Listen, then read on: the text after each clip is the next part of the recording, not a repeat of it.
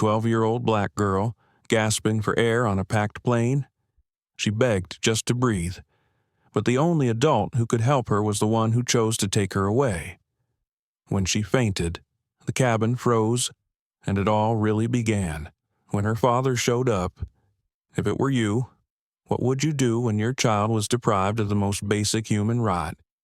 Would you stay silent, or would you stand up? Would you choose to believe in the system, or believe in your own heart? In that moment, we all face a seemingly simple yet painful question. When you see a child crying for help, will you turn away, or will you be the one to step forward? Try to put yourself in the shoes of the little girl, the father, and the witnesses. If it were you, how would you want the world to treat your child? Join me on this journey of tears, anger, but ultimately healing. Before we get into the story, don't forget to like, share, and subscribe to the channel so you don't miss out on stories that touch your heart. The metal vibrated beneath the fuselage like a frantic heartbeat. The usually noisy cabin suddenly became tense, as if the air itself had stopped moving. The pale yellow light fell onto the floor of the aisle, where a little girl lay motionless, her tiny body curled up as if waiting for a breath that would never come. Amara Lewis, 12 eyes closed, lips pale, chest heaving weakly, like a fragile leaf tossed on the ground by the wind. Her curly hair slid over her shoulders, sticky with cold sweat. One hand still clutched Sky Bear, her teddy bear a gift from her father on her 12th birthday, while the other hung limply. A faint purple mark on her wrist, a sign of desperate struggle. No one in the cabin breathed. No one stood. The world seemed frozen. And right in the middle of that nightmare stood Heather Collins, the flight attendant. Her crisply pressed navy blue uniform stood out in the dim light, but Heather's face was frozen, expressionless, without panic, without a trace of remorse. She just looked, as if the scene before her eyes had nothing to do with her. Kayla Brooks, a young new flight attendant, was shaken so much she had to hold onto her chair for balance. She stammered, "Heather, she's not breathing. We need help." But Heather just crossed her arms, her eyes cold as black coffee without sugar. "She's been causing trouble all flight. We're not in a hurry for a distraction." Kayla took a step back, her face pale. She knew something was wrong, but the fear of losing her job kept her feet tied to the floor. On planes, the chief flight attendant's authority was like law, and the law here today was cold and prejudiced. The old man in the middle row, Harold Brown, looked over at Amara and sighed. This girl was annoying from the start. Maybe she was just pretending. Another woman. Her blonde hair curled slightly, gently adjusted her necklace, and whispered, "Kids these days just like to exaggerate everything." The whispers fell into the cabin like cold stones. Each word was soft, but it cut deeper than a shout. Another figure stood up. Mr. Elliot Grant, in his early 50s, was thin, his back slightly bent from years of nursing. His eyes reddened when he saw Amara lying motionless. He rushed forward and knelt beside her, ignoring the disapproving looks around him. "Can you hear me?"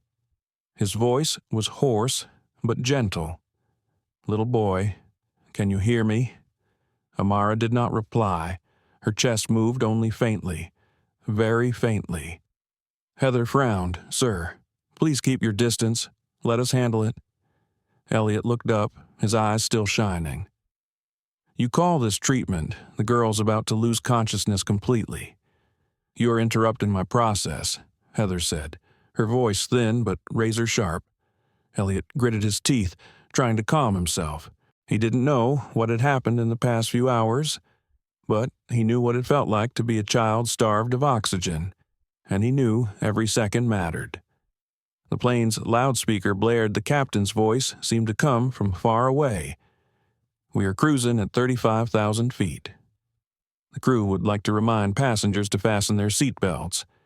But that announcement was almost meaningless at this moment. Kayla bent down, her hands shaking so much that they almost touched Amara's face. "Heather, we have to call medical help. Now." "No." Heather's voice was sharp and abrupt. "This situation is not dangerous enough to cause a cabin chaos." Elliot clenched his fists. He realized this was more than just indifference. This was intentional. This was prejudice. This was coldness to a frightening degree. A young passenger sitting near the window whispered loud enough for everyone to hear, or record a video before he could open the camera. Heather turned around and looked straight, her eyes stiff. "If anyone is filming illegally, I will call the police to pick you up at the gate." The cabin space became more and more stuffy, as if an invisible hand was tightening the air around everyone. Passengers bowed their heads, shied away, hiding in a comfortable silence rather than a difficult responsibility. There was only Amara's panting, fading. Elliot's voice trembled. "She needs an inhaler. Where is she?" Kayla looked around. I didn't see. Amara was talking about it earlier." Heather interrupted. "I checked her things. There's nothing dangerous." Elliot looked at her intently. "I'm not talking about dangerous things. I'm talking about her medicine. Did you know she has asthma?" Heather curled her lips, smiling coldly. "I wasn't told. And I'm not obligated to believe a kid." Elliot felt his heart drop to the cabin floor. No reporting, no obligation to believe. Those words made him realize that things were worse than he thought. Amara let out a small gasp, as if her chest no longer had the strength to fight. Elliot trembled. "She's having severe hypoxia? Call the captain now." "Heather, please." Heather crossed her arms. "I am in charge here, and I say it again. Don't make a big deal out of it." There was a soft pop, not the sound of someone falling. It was the sound of Sky Bear, the teddy bear, falling from Amara's arms and rolling into the darkness under a nearby chair. Elliot felt his heart pierced. He knew well a child losing consciousness would not be able to hold on to what it loved most. In the moment, the cabin tilted slightly to the left. The whole plane seemed to tilt with the girl's fading breath. No one understood. In just a few minutes, the lives of everyone on this plane would change forever. And then they will have to answer a simple but painful question. Why didn't I do anything then? That morning in Atlanta was as light as a sigh after a night of light rain. The early morning light slid through the windows of the 13th floor apartment, touching the picture frames on the wooden shelves. Each picture was a little piece of the Lewis family, Marcus holding Amara on the beach, father and daughter laughing together at her school reunion, and the most recent photo, the two of them wrapped in a thin blanket on the sofa watching a movie late into the night. Their life was never perfect, but it was warm in its own way, a warmth kept alive by the persistent efforts of Marcus, a man who knew all too well what it was like to grow up in an unfair environment. The kitchen was lit, and Marcus stood at the counter, his white shirt sleeves rolled up to his elbows. He was stirring eggs in a small pan, his eyes focused and occasionally glancing over to the living room, where Amara was holding Sky Bear, curled up like a sleepy kitten. The girl rubbed her eyes and said softly in a slightly sleepy voice, "Dad, I'm hungry. Are the eggs cooked?" Marcus smiled. A gentle smile, but underneath there was always something thoughtful. "Almost there. Just a minute. Princess, have some water first." Amara jumped off the sofa, running to the kitchen on her little legs with the eagerness of a child just waking up from a good dream. She opened the refrigerator door and took out the small bottle of water that Marcus had left out that night. He always remembered his child's habits. But as she drank, Amara coughed softly, a thin cough that lasted longer than usual. Marcus turned around immediately, a familiar look of concern in his eyes. "Are you okay? Are you having trouble breathing?" Amara shook her head, hastily dismissing her father's concern. She knew all too well how much Marcus worried when her asthma flared. "It's okay. Dad, I just have a dry throat. I'm fine." Marcus looked at his daughter for a few seconds and then nodded slightly. He didn't want to worry Amara, but deep down he felt a pang of unease whenever she coughed. He knew how fragile a breath could be, especially for a child like Amara. After placing the plate of eggs in front of her, Marcus sat down opposite her. The light from the window shone on his face, highlighting his soft but deep and slightly sad eyes. "Amara, are you excited to see me today?" The girl nodded quickly, her smile evident. "Yes." "Dad. Mom said she was taking me to the Denver Zoo. Besides, I haven't seen her in a while." Her voice trailed off at the end, and Marcus understood. Despite their separation, Rachel Amara's mother still loved her daughter, but the distance and new life made their visits rare. Marcus looked down at his clasped hands. They had worked in labs, conference rooms, runways, and now they trembled at the thought of letting Amara fly alone. He said softly, "Remember to bring your inhaler and extra medicine." Amara stuck out her tongue mischievously. "Oh my God, this is the third time you've asked this question." "Well, I just wanted to make sure." Marcus laughed, but his smile quickly faded into a thoughtful expression. "The flight was fine, but sometimes the people on the plane aren't who you think they are."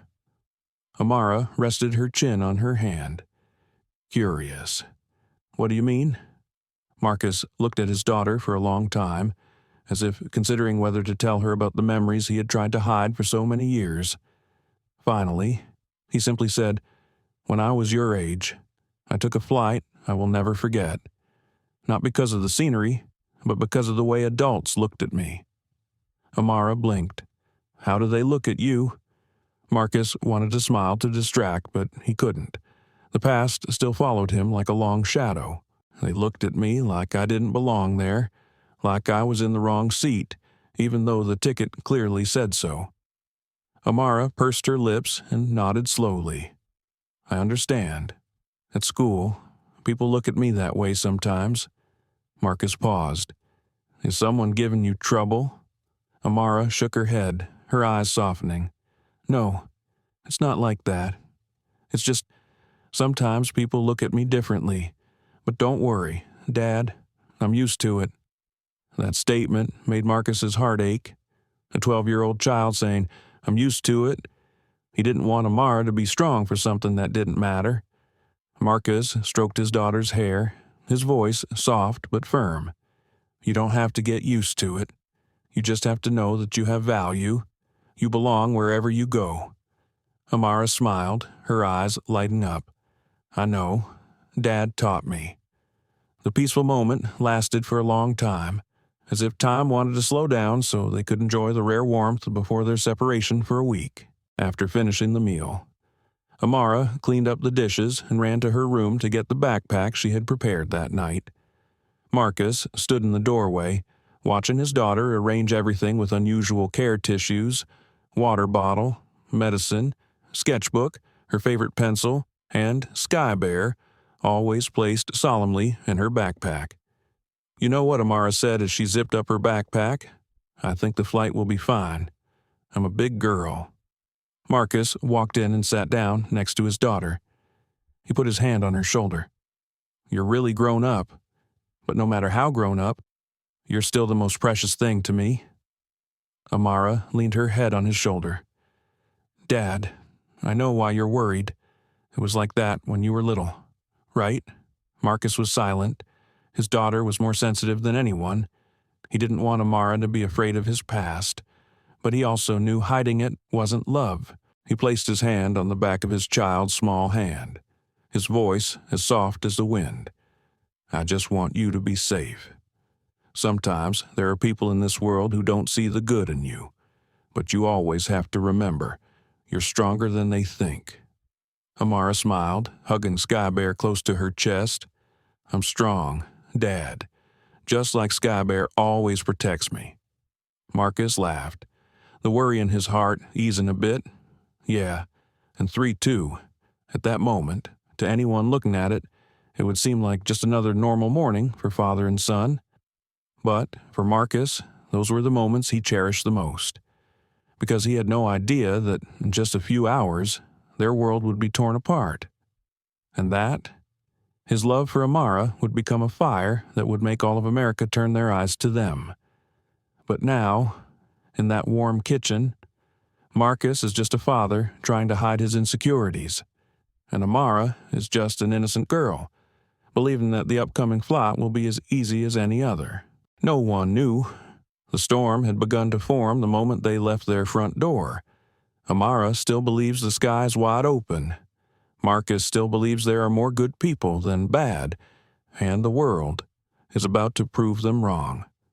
Amara's small footsteps echoed softly on the floor as she pulled her backpack toward the door. Marcus put on his coat, grabbed his car keys, and took a deep breath. It seemed like just another day, but his heart had a vague premonition, a hunch that he would later say he should have understood sooner.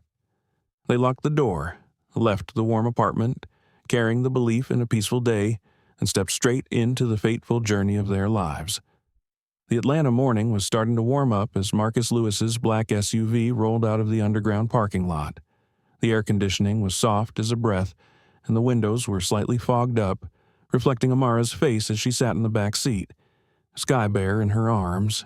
She swung her little legs to the music playing on the radio, a soft jazz number by Miles Davis that Marcus always played when he needed to calm down. The road to Hartsfield-Jackson Airport was busier than usual, the traffic lights stretching like red threads ahead. Marcus kept both hands on the wheel but glanced occasionally at the rearview mirror, watching Amara as if remembering every last moment before she left him for a week. Amara caught that look in the mirror and laughed. "You're looking at me like I'm about to travel around the world for 3 years?" Marcus smiled, a smile that was a little shy and a little hurt.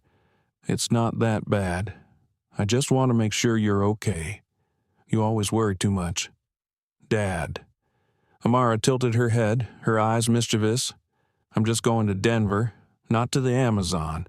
Marcus laughed, a deep, pleasant laugh. "I know, but you're the only child I have. That's enough for me to worry about." Amara hugged Sky Bear tighter. "Then you have to believe that I'm strong enough." Marcus was silent for a few seconds. His grip on the wheel tightened more than usual. An unnamed feeling crept into his gut, as if something was about to happen, but he hid it, not wanting to pass on his fear to his son. The highway leading to the airport stretched out before her, white bridges spanning it, lines of cars lining up.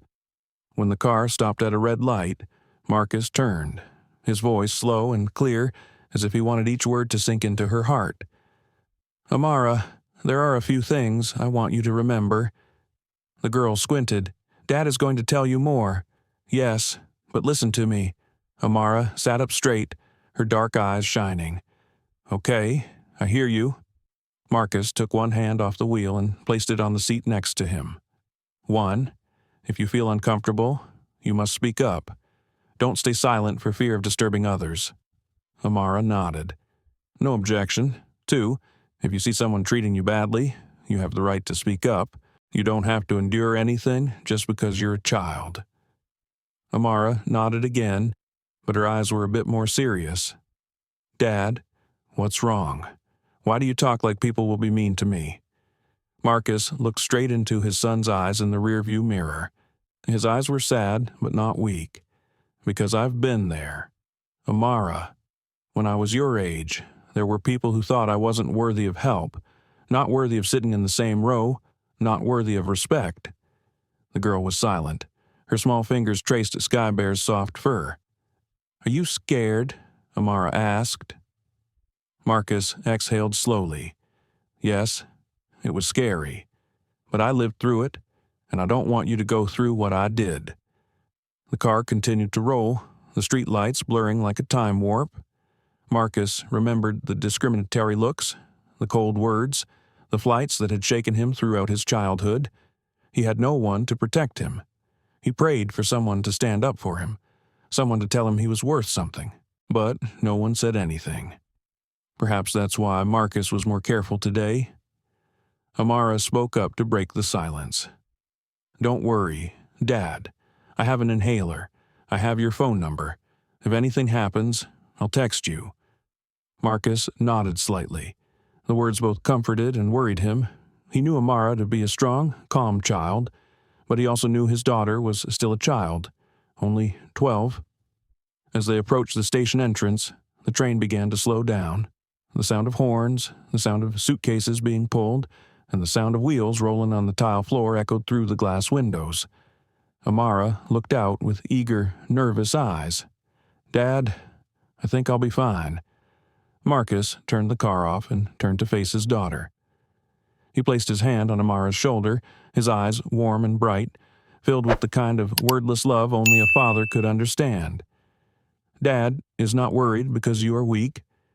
Dad is only worried because the world out there is sometimes not as good as you think." Amara smiled slightly, a smile that was enough to soothe any fear in his heart.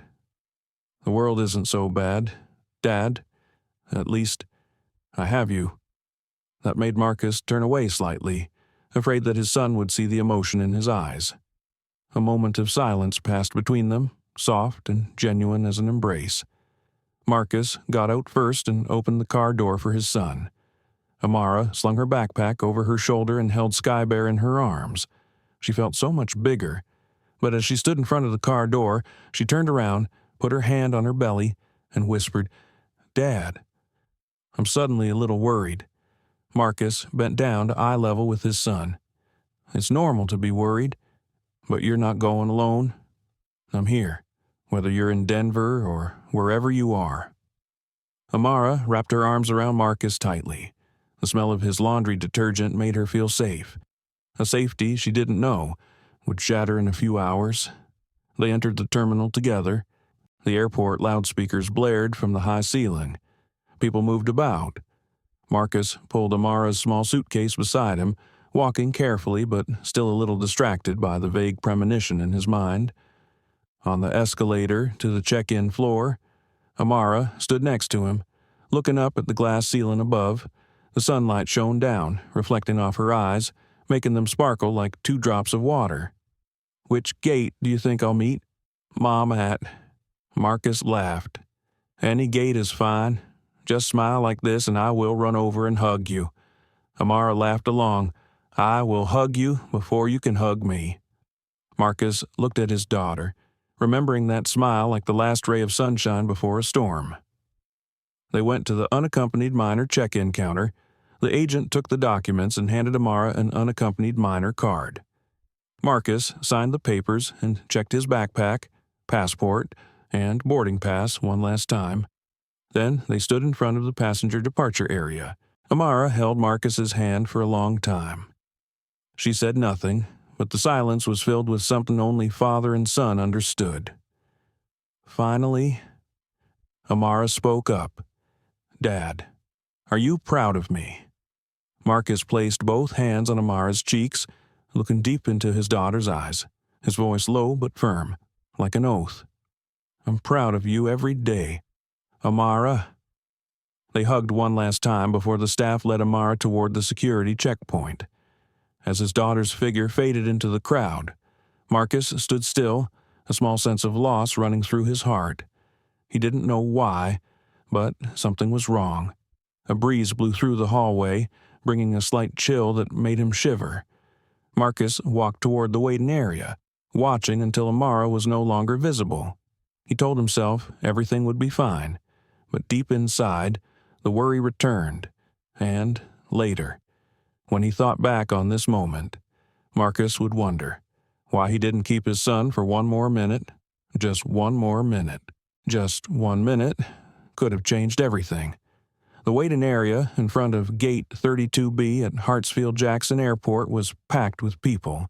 Suitcases rolled across the polished floor, announcements blared constantly, and the smell of coffee from the nearby Starbucks counter mingled. Amara sat in a waiting chair, her long legs barely touching the floor, swaying gently to the beat of the music playing in her headphones. She held Sky Bear on her lap, her eyes occasionally glancing out the window at the large planes parked outside. An airport employee approached, his voice friendly. "You're Amara Lewis. Right. We're about to board." Amara nodded, took off her headphones, and stood up. Her backpack was heavy, but she tried to stay calm as her father had told her to. She followed the staff to the boarding area, where passengers were already lined up, each with their own fatigue, rush, or excitement. Heather Collins appeared at the boarding gate with the air of someone accustomed to using power. her blonde hair tied back, her blue uniform crisp, her smile polite, but her eyes cold, as if she were playing a role she had no interest in.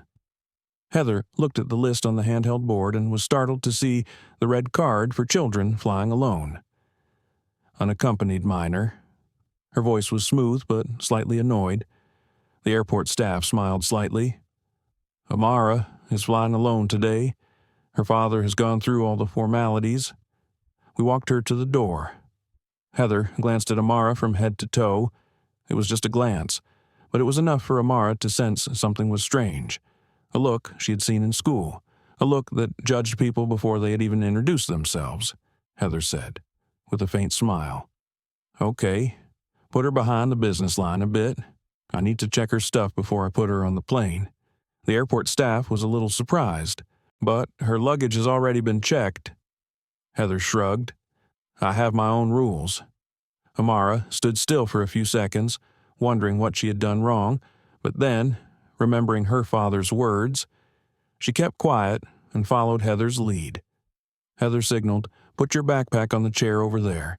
Amara did as she was told. As soon as she set the backpack down, Heather yanked the zipper open, her hand reaching inside as if she were inspecting something serious. She flipped through the contents sketchbook, pencil case, tissues, pillbox, charger, and even Sky Bear, which Amara had placed in the backpack to avoid dropping. Heather frowned and picked up the bear. "What is this?" Amara replied softly. "It's my teddy bear." "What do you bring it for? A 12-year-old kid still plays with teddy bears." Amara blushed. She bowed her head. "It makes me feel safer." Heather set Sky Bear down on the table, none too gently. "Okay, I'm looking for electronics or something strange. Kids hide things in their backpacks." Airport staff approached and said softly, "Ms. Collins, this is unnecessary." "Thanks. I know what I'm doing," Heather interrupted. A few passengers stood nearby watching the scene. A tall man looked at Amara, shook his head, and clicked his tongue. Children these days are so annoying. Amara heard the words clearly. She clenched her sleeves. Shame rose, burning her cheeks. Heather finished checking, zipping the backpack shut with a little too much force, startling Amara. She pushed the backpack towards the girl. "Put it on. Be careful not to trip others." The voice sounded like an order. Amara slung her backpack over her shoulder and forced a small smile. But Heather had already turned away, not even bothering to look at her again. Boarding began. Passenger names were called. Business class went first, then premium economy. When the unaccompanied minors were called, Heather motioned for Amara to come forward. But instead of leading to the front as required, Heather pointed to the back row. "Stand here. Wait." Amara was surprised. "Yes, they said I would go first." Heather pursed her lips slightly, her voice small but sharp as a knife. "Don't ask so many questions. Just do it." Amara swallowed the lump in her throat. She backed away, standing behind a line of unfamiliar adults. A blonde woman in front of her glanced down, her eyes filled with annoyance. "Shouldn't she have been boarding first?" she whispered to her husband. Heather heard, but just shrugged. "When I say no, I mean no." The words fell on Amara like the sound of a locked iron door. She stood in the middle of the crowd, her hands unconsciously tightening around the straps of her backpack. Sky Bear peeked out a little, as if trying to shield her from unfriendly eyes. When it was her turn, Amara stepped into the plane. The scent of the cabin, the distant roar of the engines, the click of suitcase wheels against the floor filled her with a mixture of excitement and nervousness. But the excitement didn't last long. As soon as Amara entered the cabin, Heather stood blocking the middle door. "Give me the ticket." Amara handed over the boarding pass. Heather took it, looked at it for a moment, and said, "She's not sitting here." She made a line on the ticket. We switched seats. Amara was surprised. "Why did you change my seat?" Mom said she chose a seat near the window. "You know better than your mother," Heather said coldly. "Come with me." Amara fought back tears as she followed Heather down the aisle. Some passengers looked at her as if she were a problem brought aboard. The silence in the cabin made her steps heavier. Heather stopped in the last row, right next to the restroom. It was a dark, cramped corner where passengers passed by constantly. "Sit here." Amara let out a small breath. It was a slight shudder, but she nodded and sat down.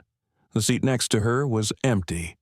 Across from her was Elliot Grant, who had seen Heather search her backpack at the boarding gate. He inclined his head slightly. "Are you okay?" Amara forced a smile. "I'm fine." Elliot looked deep into her eyes. He knew it wasn't true. Heather left the bench, but before she left, she leaned down close to Amara, her voice low but admonishing. "Sit still. Don't make trouble." Amara nodded so quickly that she almost dropped Sky Bear. She looked out the tiny window at the back of the plane. The sunlight was just enough to make the dust particles in the air sparkle. She closed her eyes and tried to calm herself. "You're strong. You're strong." But at that moment, a feeling of unease crept into her heart. Light as a breeze but cold. A feeling that Amara couldn't name, and she had no idea. This was just the beginning of a nightmare that would send her life on a journey that would change the entire United States. A journey she was never ready for. The cabin gradually filled with people. The sound of suitcases being hastily stuffed into the luggage compartment mingled with the sparse chatter of passengers. The atmosphere was one of the usual pre-flight moods, mixed with a little impatience, a little excitement, and sometimes the mild irritation of people accustomed to waiting. Amara sat quietly in the back seat, her backpack at her feet, Sky Bear nestled in her lap. She watched the people passing by, feeling as if each face that passed by was unfamiliar, colder than usual. Heather's cold gaze from boarding still lingered in her mind, like a shadow that wouldn't let go. Elliot Grant, sitting opposite, observed everything with the keen eyes of one who had seen too much. He could sense the girl's tension. "Would you like some water?" Elliot asked softly. Amara hesitated, looking up. Never mind. I don't want to bother you." Elliot smiled slightly, leaning slightly towards her. "I'm not being a bother, and it's perfectly normal for me to need water." But before Amara could say anything, Heather Collins appeared in the aisle, smiling, but her gaze wary. "Do you need any assistance?" The question was directed at Elliot, but his eyes were fixed on Amara. Elliot replied calmly. "I just asked her if she needed water. She—" Heather interrupted immediately. "Water will be served after takeoff. All passengers are required to follow the procedure." Elliot looked Heather straight in the eye. There was no challenge in his gaze, but there was something about it that made Heather pause. Maybe it was confidence. Maybe it was experience. Maybe it was the feeling that he knew more than he was saying. But Heather didn't like that feeling. "Don't make me repeat myself," Heather said, and walked away without waiting for another word. Amara curled up a little. She gently drew her legs in, as if trying to make herself even smaller. Elliot whispered, "You did nothing wrong. Remember that." Amara nodded, but her hands were still shaking slightly. Once everyone was seated, a young flight attendant named Melissa walked through the cabin checking seat belts. As she passed Amara, she smiled. "Are you okay?" Amara was momentarily surprised by the kindness, but before she could reply, Heather stood right behind Melissa, as if inadvertently intercepting the conversation. "Melissa, keep going," Heather said. Melissa hesitated, then nodded slightly and walked away. Amara bent down to fiddle with Sky Bear's strap, hiding her disappointment. Elliot looked around, his brows furrowed slightly.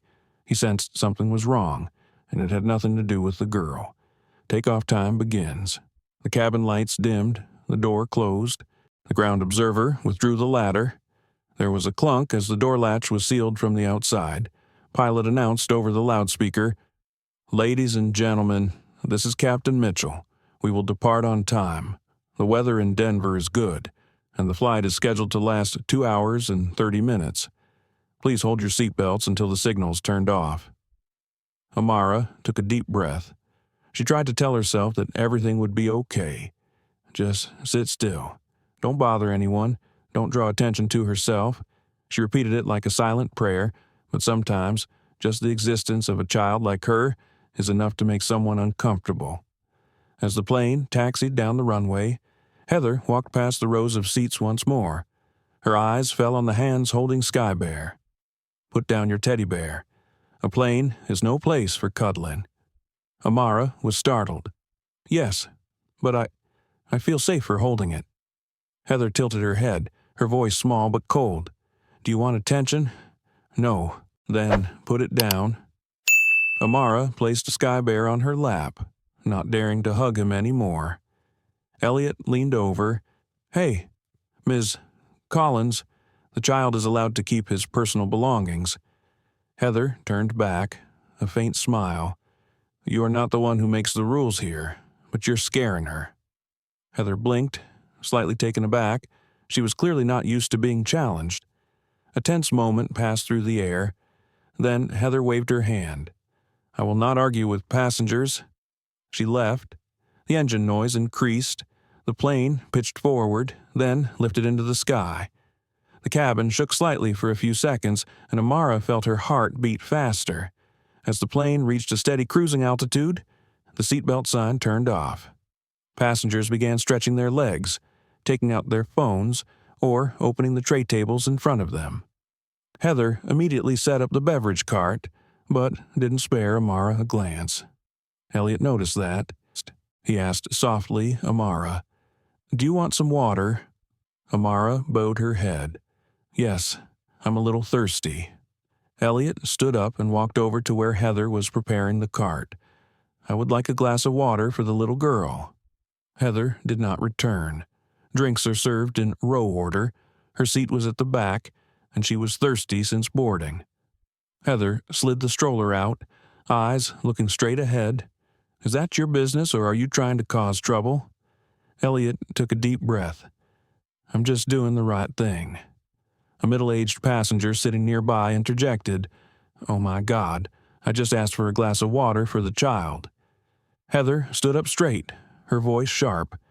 You should know that the flight attendant has the right to decide the procedure. If you want water, you have to wait your turn. There was a long, tense silence. Elliot raised his head, looking straight into Heather's eyes. I've been a nurse for almost 30 years. I know when a baby needs water. And you're doing this on purpose, Heather replied immediately. I respect your profession, but on this plane, I'm in charge. She pushed the cart faster, her shoes clicking loudly on the floor as if to warn him. Elliot sat down, but his eyes were filled with worry. Amara watched, her hands gripping the edge of the chair. I'm sorry for drawing attention to you, Amara said softly. Elliot shook his head, smiling warmly. It's not your fault. It's never your fault. Even though she heard that, the fear in Amara's heart did not decrease, because it seemed like every breath in this cabin was against her. Heather, at the front of the compartment, was pushing the trolley with more force than necessary. Her face was tense, her lips pressed together. Something was boiling in her chest, a nameless frustration, a feeling Heather didn't want to admit she felt threatened by the mere presence of a child. And the truth is, from that moment on, everything started to go downhill. Slowly, but surely, a storm was brewing in the blue sky. The plane glided smoothly through the deep blue sky. White clouds spread out below like soft cotton. The cabin grew quieter. Some passengers dozed off, others opened laptops or watched movies. But, in the last row, Amara could not find that peace. The air in the cabin seemed to thicken. She felt a slight pressure on her chest, as if someone were pressing down on it with a hand. Amara placed a hand on her chest and inhaled deeply. But the breath did not slide into her lungs as easily as usual. Elliot noticed it immediately. Amara, are you okay? He asked in a calm but worried voice. Amara tried to smile, trying to calm herself first. Just a little tired. Elliot leaned closer, watching her every move. He had cared for thousands of patients in his life, and with just a glance, he knew what was happening. You have asthma, don't you? Amara nodded slightly. Yes, but I can control it. It's just, sometimes the air on the plane makes me a little uncomfortable. Elliot looked around, as if calculating something. Do you have your inhaler with you? Amara touched her backpack. It's in here. Then take it out, just in case. Amara nodded and bent down to open her backpack. But just then, Heather looked down from above the cabin, her eyes sharp as if waiting for her to make the wrong move. Heather turned and walked quickly to the back of the plane. She stopped right in front of Amara. What are you doing? Amara was startled. Yes, I just took the inhaler. I have a little trouble breathing. Heather crossed her arms over her chest, acting as if she had heard something annoying. Children should not take any medicine while flying. You must ask permission first. Elliot, sitting beside him, could no longer keep his composure. Ms. Collins, asthma is a potential emergency. She needs an inhaler if she has trouble breathing. Heather turned to him, her voice a little harsher. I know that, but on this plane, every passenger must follow the procedure. Elliot took a deep breath, calming himself. This is not the time to talk about procedure. This is about a child's health. Heather leaned down close to Amara's face. Are you really having trouble breathing, or are you just looking for attention? The question stabbed Amara like a cold needle.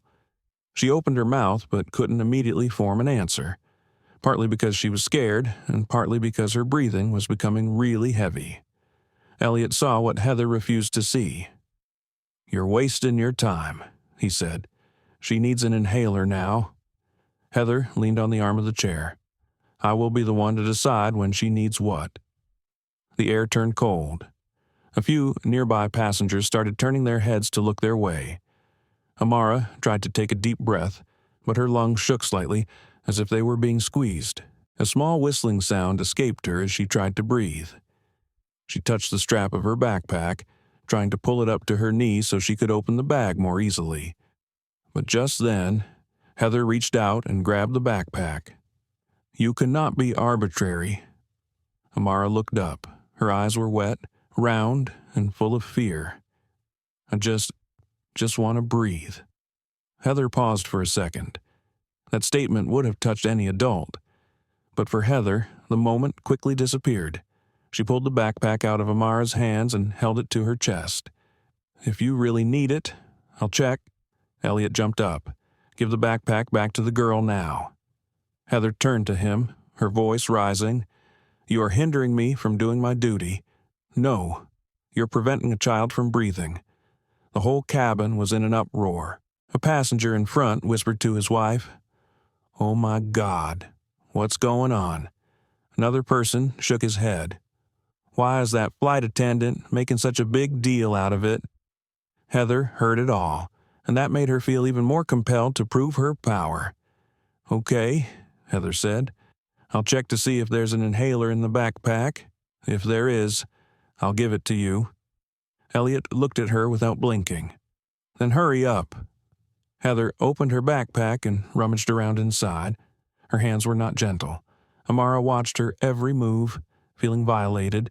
For a moment, she almost forgot that she was having trouble breathing. She muttered to herself, I don't want to cause trouble. I just want to breathe. Heather finds the inhaler. She picked it up, looking at it from all sides as if checking to see if there was anything dangerous in it. Elliot raised his hand. Give it here. Heather took a half step back. I will give it when I see the need. Amara leaned forward, her breathing becoming more audible. Please, I need it now. Heather remained still. The hiss in her breath became sharper. Amara's face paled slightly.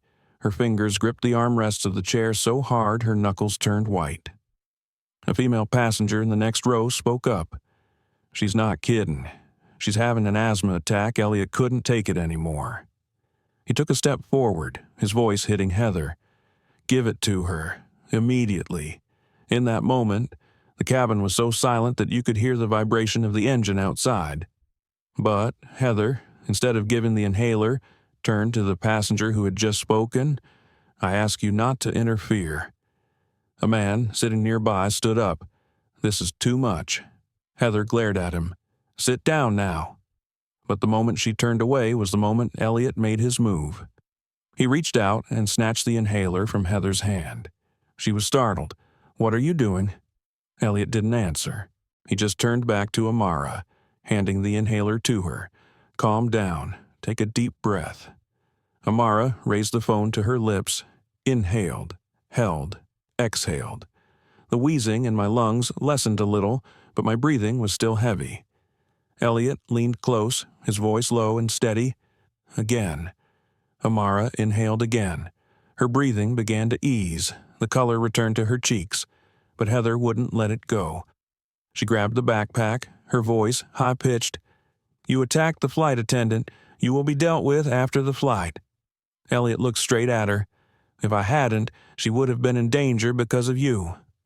Amara leaned back in her chair, her arms around Sky Bear, her body still shaking. The cabin fell silent again, a silence heavier than the sound of the engine outside. Heather stood there, breathing hard, her eyes full of anger. Not because of the danger of disorder, but because for the first time, someone had looked her straight in the eye and told her she was wrong. She couldn't stand it. And from that moment, Heather began to harbor a different feeling, the feeling that anyone who has ever seen it will have their hair stand on end. She wanted revenge, not just because of Elliot, but because of the child sitting there.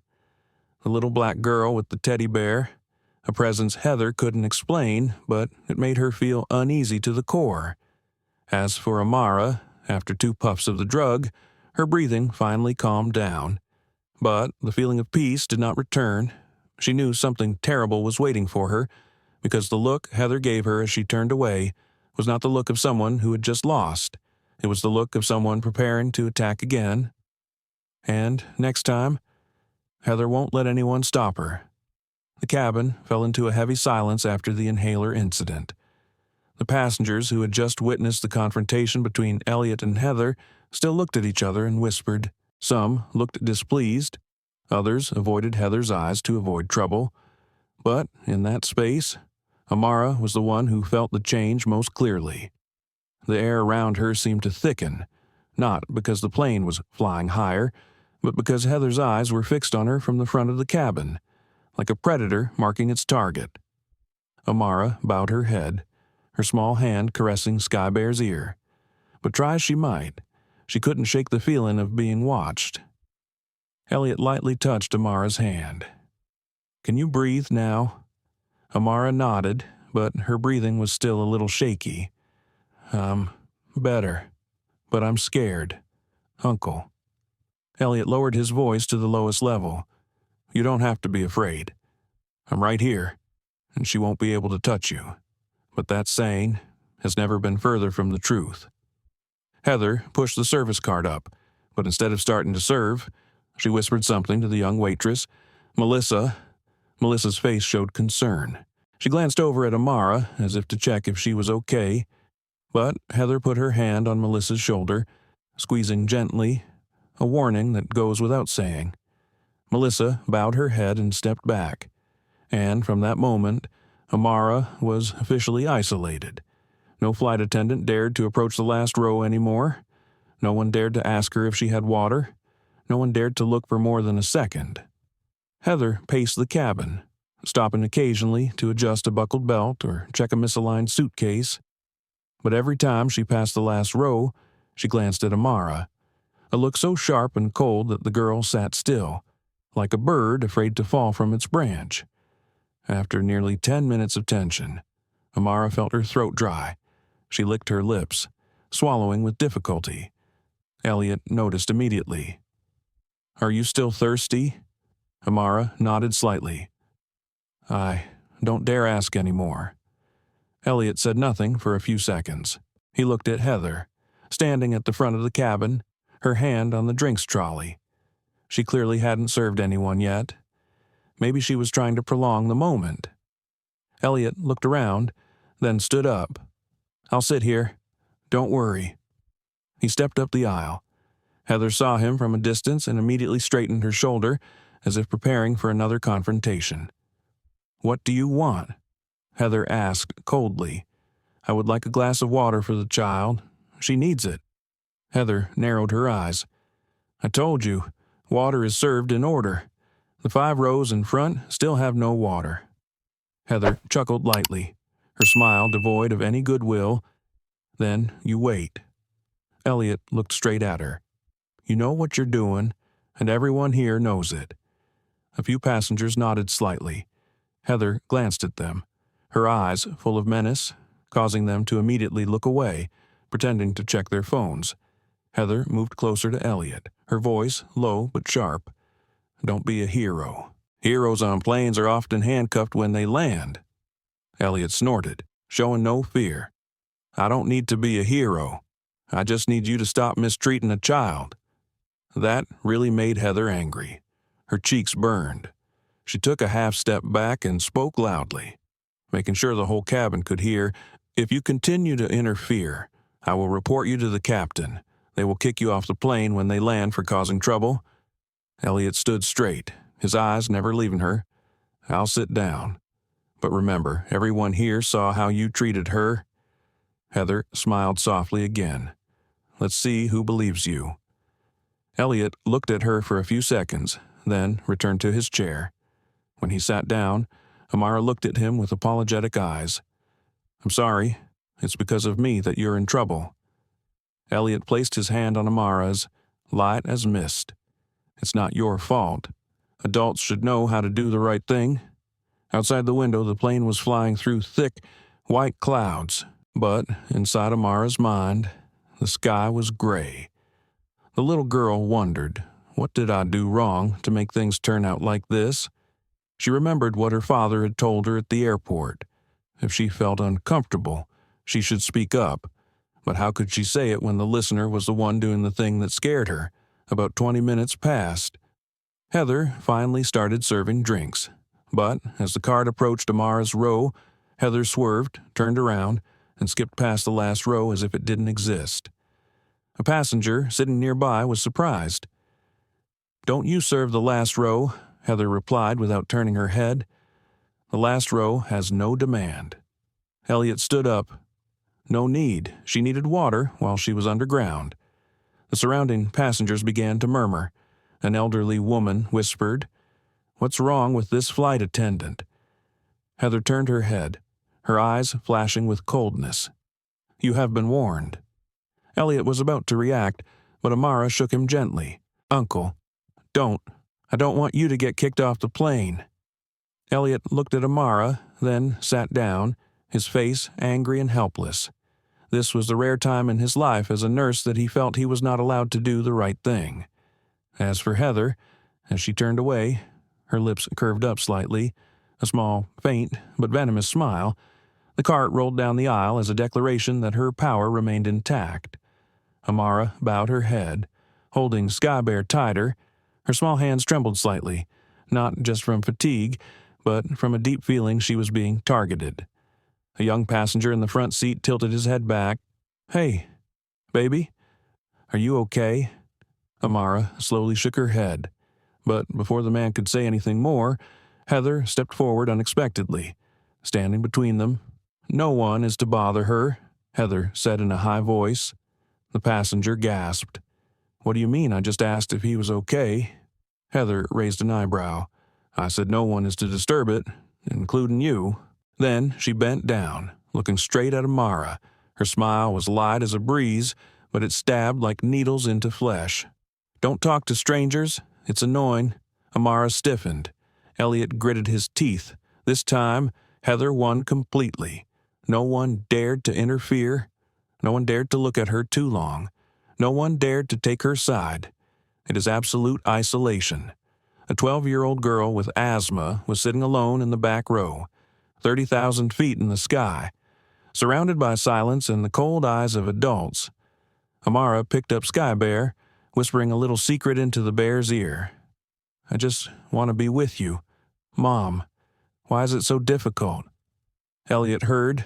He turned away, his eyes red. Heather stood at the end of the aisle for a long moment, as if waiting for Amara to do something else to give her an excuse. But Amara just sat still, each breath small like the sound of leaves rustling in the wind. A moment later, Heather turned away, but not because she gave up, but because she was preparing for the next attack. One more dangerous time.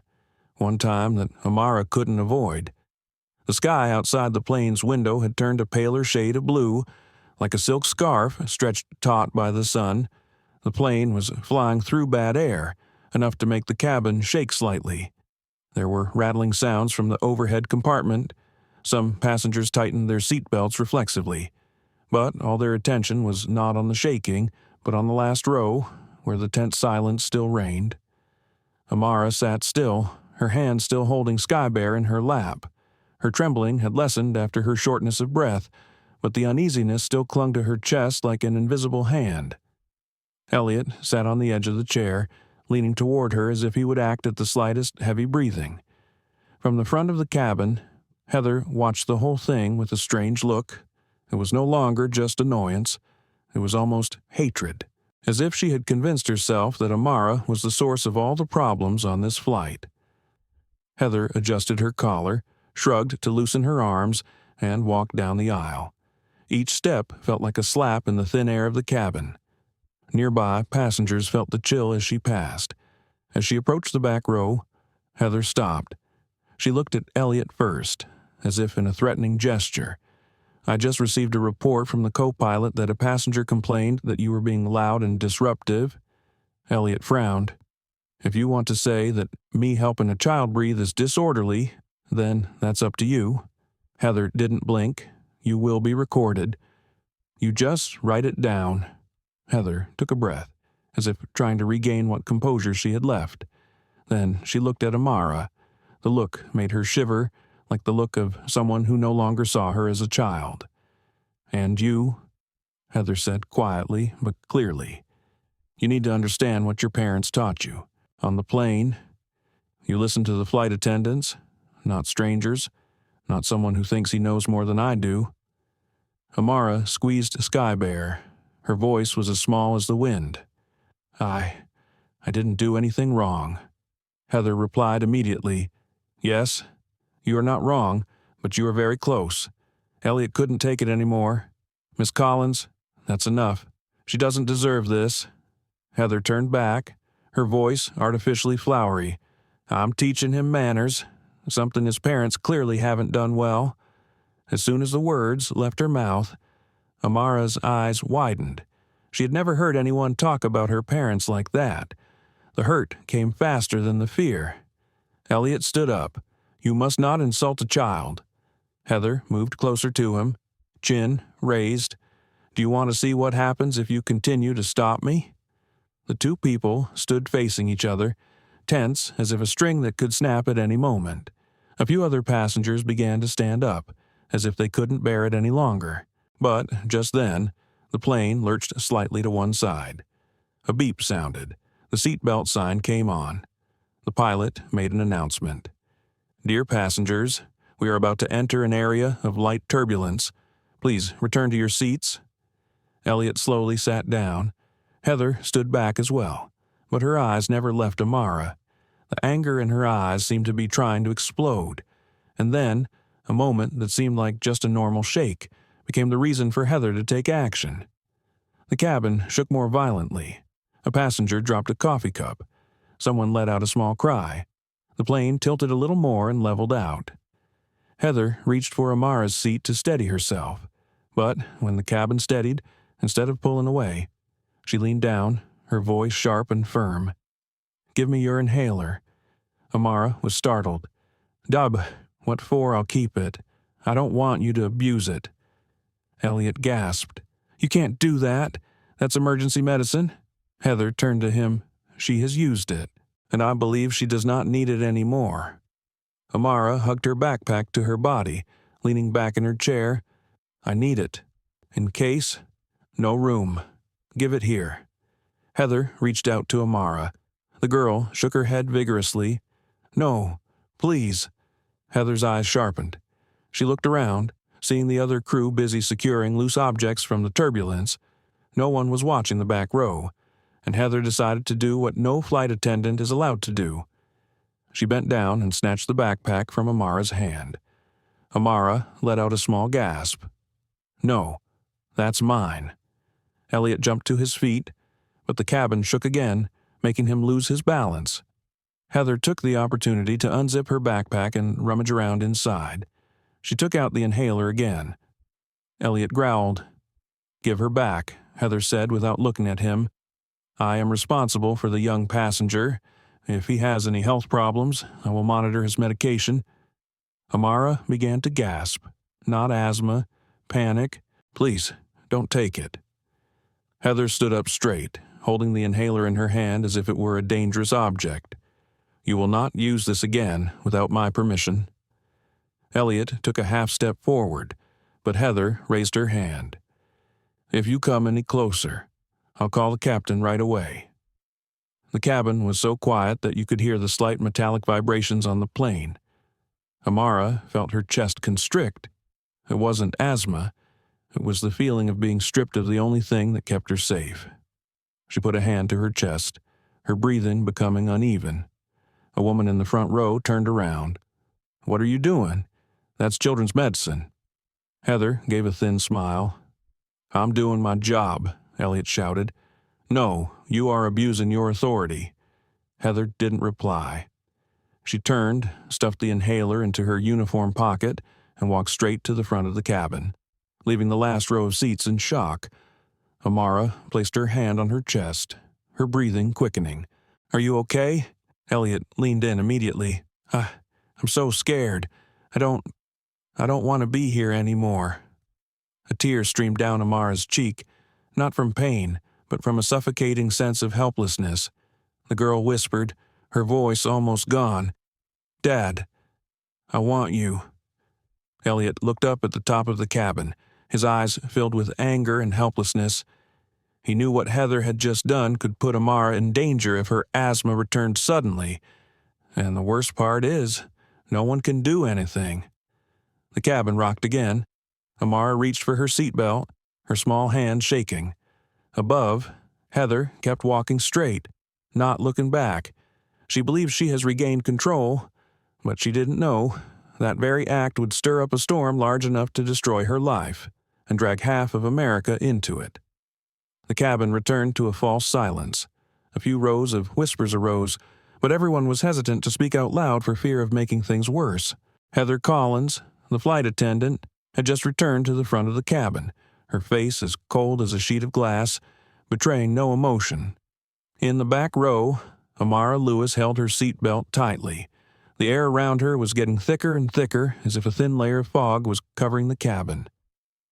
Elliot Grant looked at her face and saw that Amara's complexion was no longer as fresh as before. Her breathing was rapid. Each breath was heavy and trembling. Elliot leaned over, lowering his voice. "Are you okay? Just breathe slowly. I'm here." Amara tried to smile, but it only lasted a split second. Her chest hurt, like a cold knife stabbing deep into her rib cage. She placed a hand on it, both to steady herself and to measure how much of her breath had left her. I feel a little short of breath." Elliot immediately straightened his back, his eyes filled with worry. "Do you want some water?" Amara shook her head very slightly. "I'm afraid, if I drink it, it will be harder for me to breathe." A slight rumble startled her. The cabin entered foul air again. The luggage above shook slightly. Everyone grabbed the handrails, while Heather paced back and forth as if everything was under control. But in the back row, nothing was under control.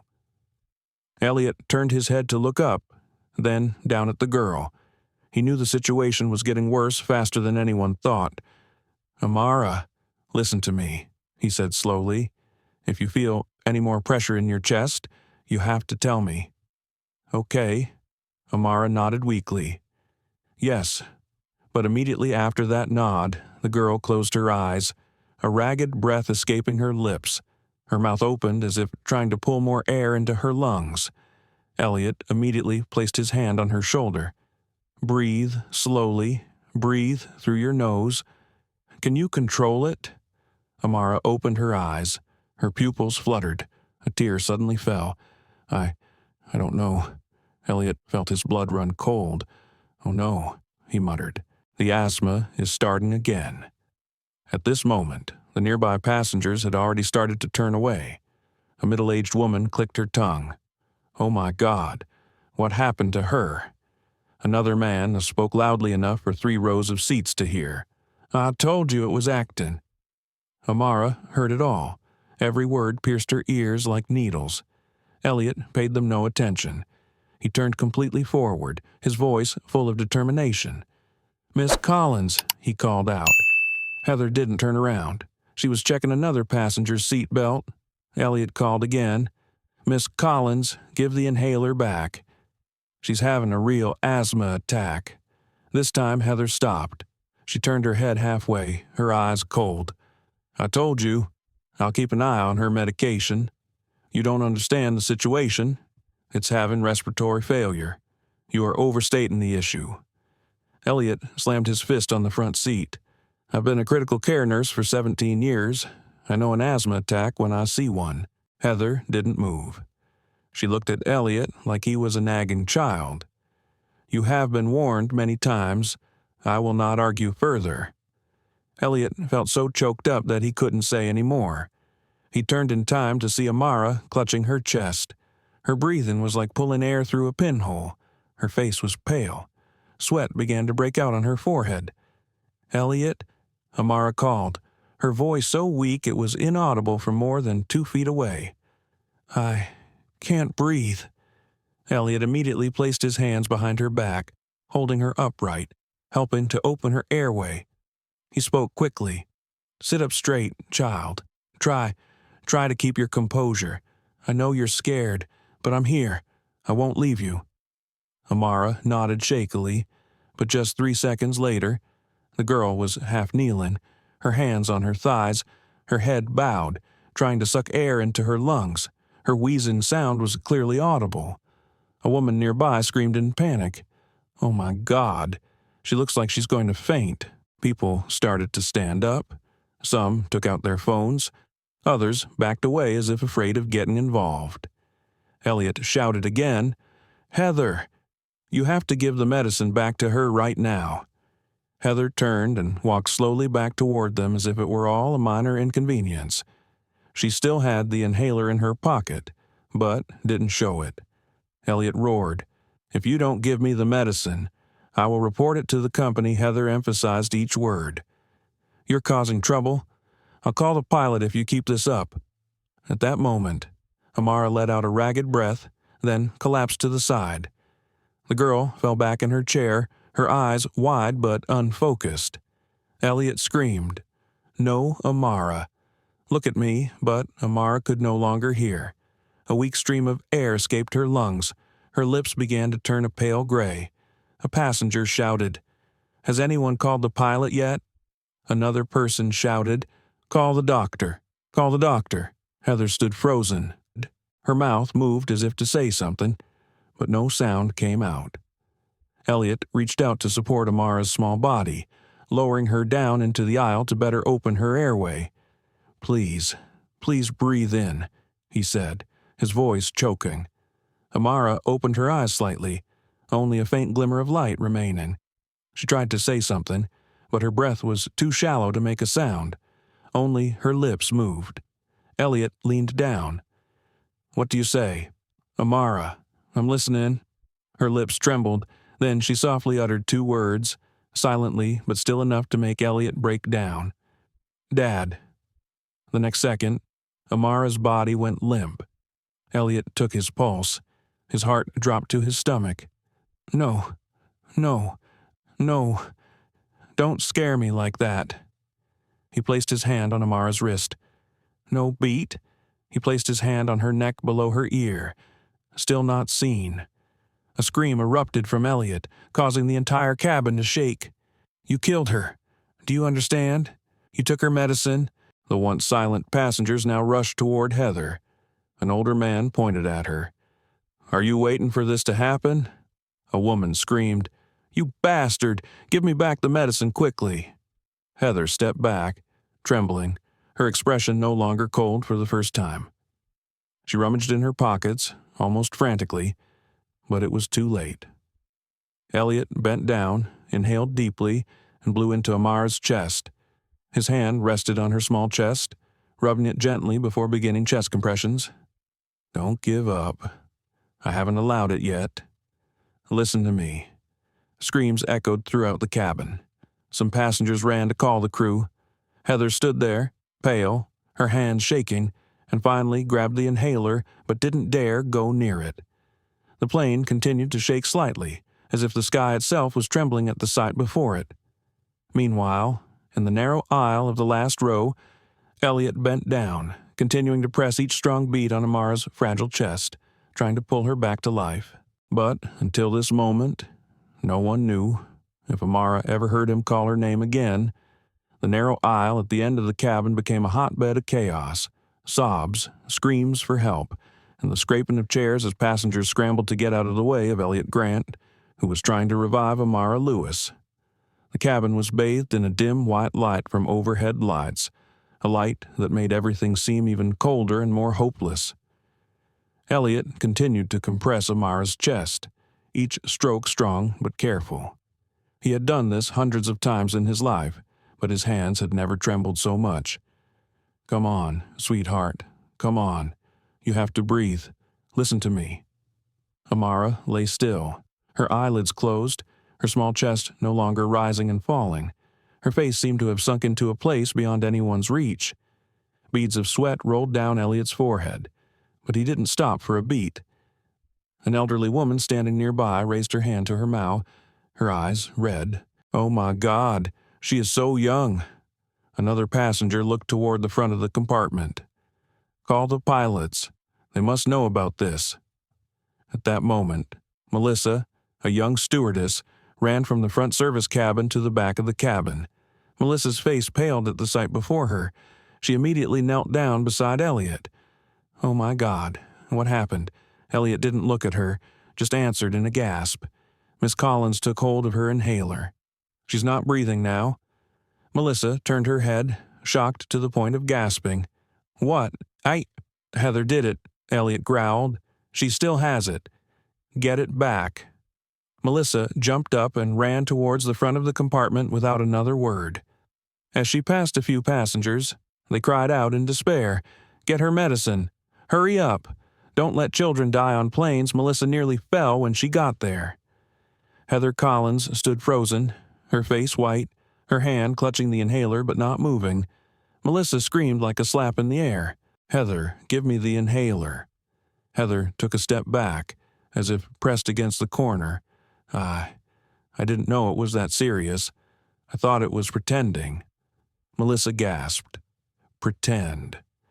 Why would a child with asthma pretend? What are you doing?" Heather trembled, but Melissa lost patience. She yanked the inhaler from Heather's hand, turned, and sprinted to the back of the compartment.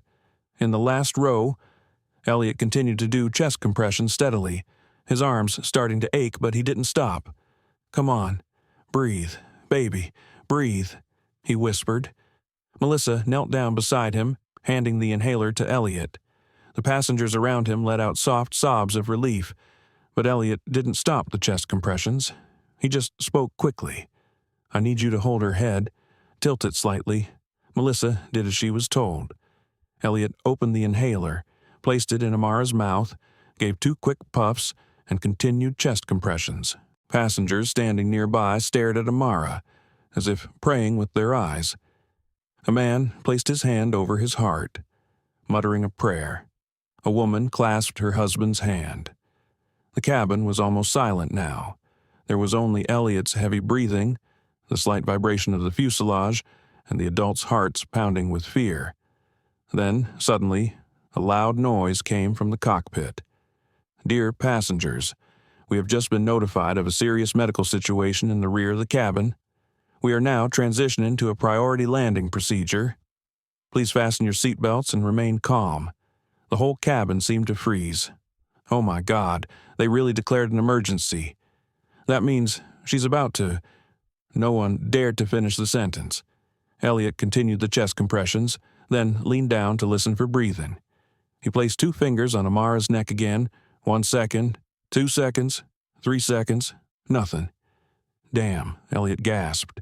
"She's been out for too long." Melissa almost choked. Uncle Elliot, can you save me?" Elliot didn't answer. He was fighting time. With each passing second, hope hung like a thin thread. A passenger approached. "I am a cardiologist." He knelt down beside Elliot. "Let me help." The air in the cabin seemed to relax a little at that. Elliot moved to the side but kept the chest compressions. The doctor placed his hand on Amara's wrist, then looked at Elliot. "No pulse. Keep pressing." The whole cabin was absorbed in the scene before their eyes. After about 10 more compressions, Elliot looked at the doctor, his eyes filled with fragile hope. "What is it?" The doctor shook his head. "Continue." Elliot closed his eyes for a second and continued the chest compressions. Melissa put her hands on Amara's shoulders, her voice trembling. "Amara, can you hear me? Please open your eyes." A tear fell from Melissa's chin onto the floor of the plane. The cabin shook violently again. Passengers let out a small scream. "Oh my God, it's still turbulence now." The doctor looked at Elliot. "I'll blow. You squeeze."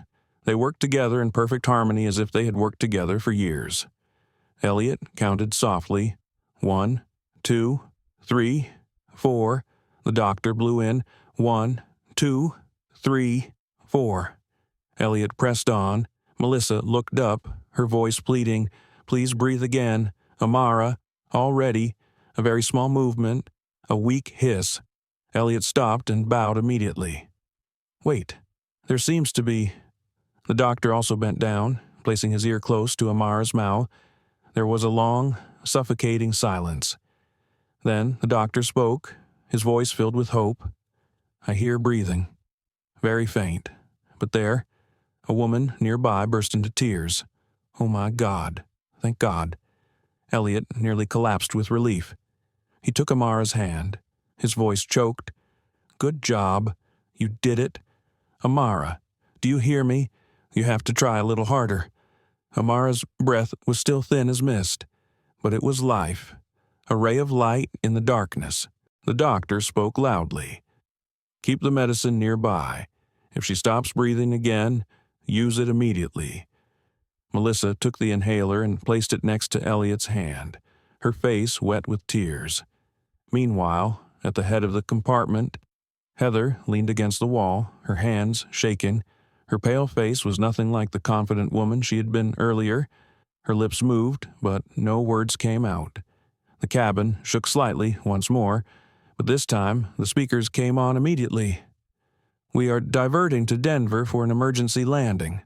All passengers are requested to remain seated." A sigh of relief echoed throughout the cabin.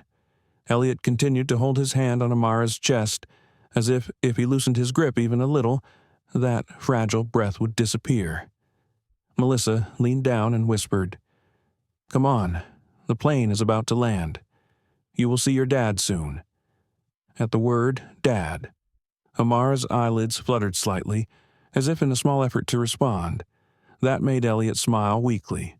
"Yes. My father is waiting." Then he looked out the window, where the pale blue sky was slowly turning to the orange of afternoon. "And I swear, I will get you to safety."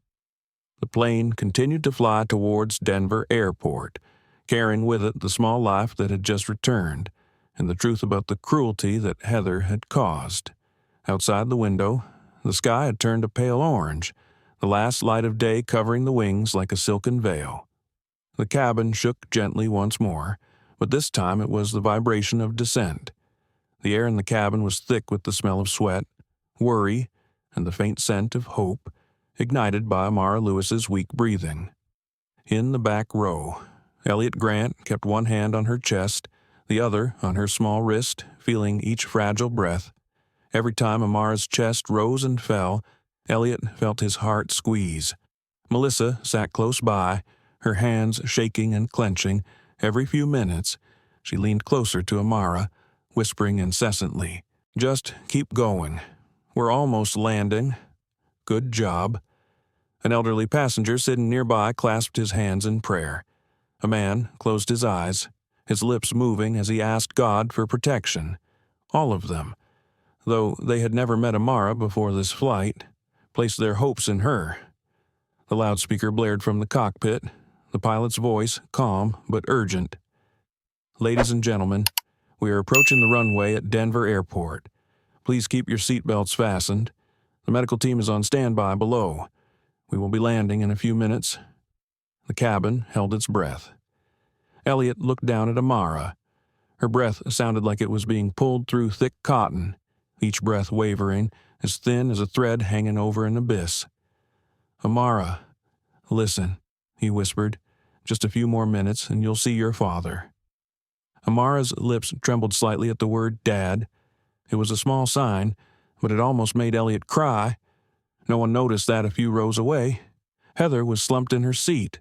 She held her head in her hands, her face pale, her eyes wide as if she had just woken from a nightmare. All her confidence and arrogance had vanished. Her eyes were filled with panic and fear, as if she couldn't believe her actions could have led to such a consequence. A male flight attendant approached Heather, his voice tense. "Miss Collins, the medical team and airport security will be boarding the plane shortly. They have requested to see you first." Heather raised her head slowly. What do they want to see me for?" The flight attendant looked at her, his eyes full of disappointment. "You took medicine from a child who was having an asthma attack. This is a serious medical incident." Heather shivered. I didn't mean to hurt it. I just think it's overreacting. But that feeble excuse doesn't make any sense in the landing cabin of a plane where a child almost lost his life." A roar from the jet's propellers shook the cabin.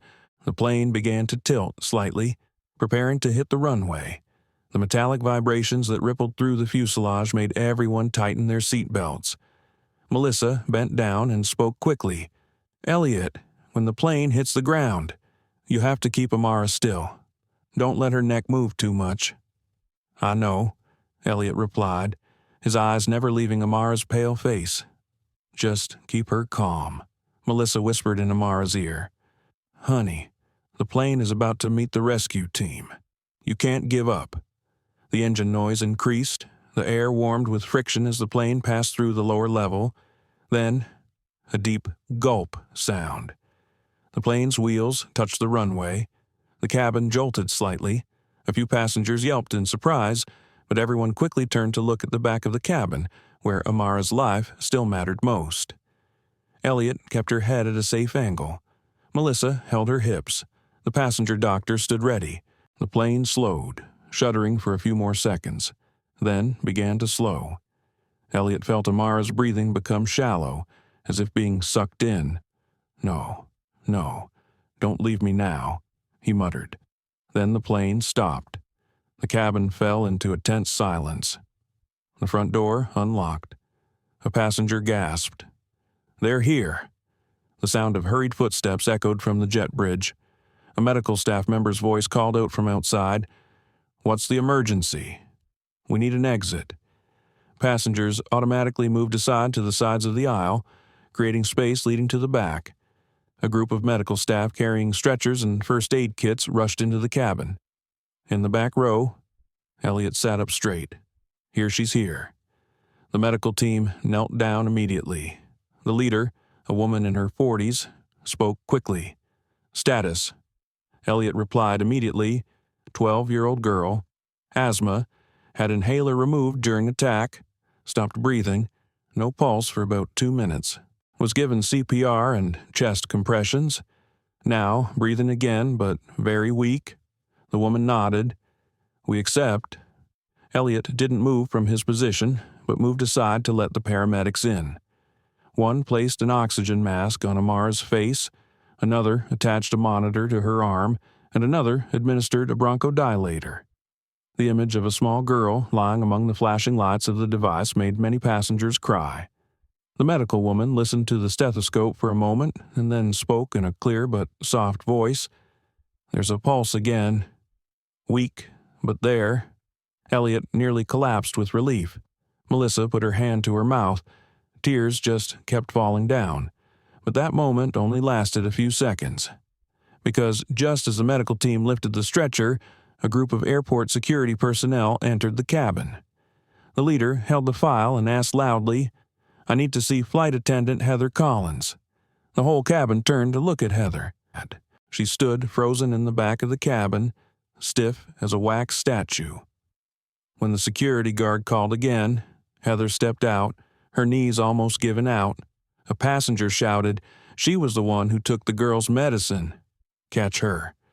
Heather raised her head, her eyes red, finally able to utter a few words. I didn't mean to, but that doesn't change anything. The security guard spoke clearly. Miss Collins, you will be coming with us. You are under arrest for obstruction of medical equipment and endangering the lives of passengers. A stir rose in the cabin. Murmurs, outrage, and curses were directed at Heather. She looked around frantically, as if searching for someone to believe her or defend her, but all eyes either avoided her or looked at her with anger. At the back of the cabin, Elliot looked at Amara on the stretcher, then at Heather being led away. He said nothing, but his eyes were cold, steely judgment. As the medical team pushed the stretcher out of the plane, Melissa followed closely. Elliot stood up too. I'll go with you, he said softly, like a promise. The cabin opened for them. A war just ended. Another one is about to begin. Outside the Denver airport gate, the late afternoon light spread like an oil slick on the ground, reflecting faint orange streaks. The medical team pushed Amara Lewis's stretcher out the door and quickly down the connecting corridor, the sound of the wheels echoing in the empty space. Melissa ran close behind, not leaving the stretcher for even a step. Elliot Grant walked on the other side, one hand holding the oxygen bag, the other holding her hand gently. Amara's breathing was steady but weak. Her small chest heaved as if she was afraid of being seen. Her pale face made everyone around her hold their breath. When they reached the end of the corridor, the glass doors opened automatically, revealing a dozen or so medical staff waiting outside, an ambulance parked right next to the entrance. Several fellow passengers stood silently nearby, watching as they watched the next part of the story they never wanted to see. Then, from the end of the wide corridor, a figure rushed forward. No one had time to react before the man was standing right in front of the stretcher. Marcus Lewis. His face was tense, his eyes bloodshot as if he hadn't blinked in hours. He wore a black suit, still sporting the badge from a big conference in Dallas. But everything else paled in comparison to the sight of his little girl lying lifeless on the stretcher. Amara. Just one word, but his voice was broken into pieces. Elliot let out a small gasp. Marcus. But Marcus barely listened. He stepped forward, his hands on his daughter's, shaking slightly as if afraid he would hurt her. A gasp escaped him. Daughter, here I am. I'm here. The medical team stood still for a few seconds, as if to reserve that moment for him. The commander spoke softly. Mr.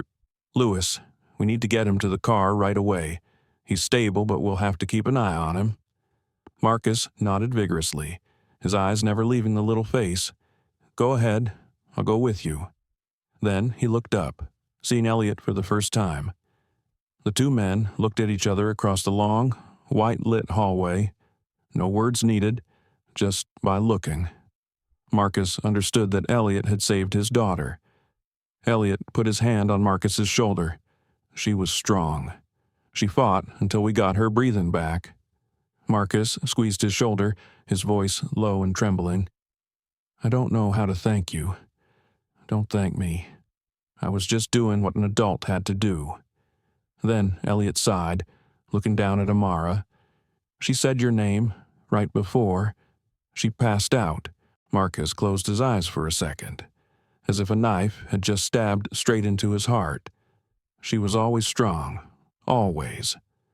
The paramedics continued to push the stretcher, but just as they were about to turn into the ambulance, a group of airport security personnel approached and formed a line. The commander spoke, Mr. Marcus Lewis.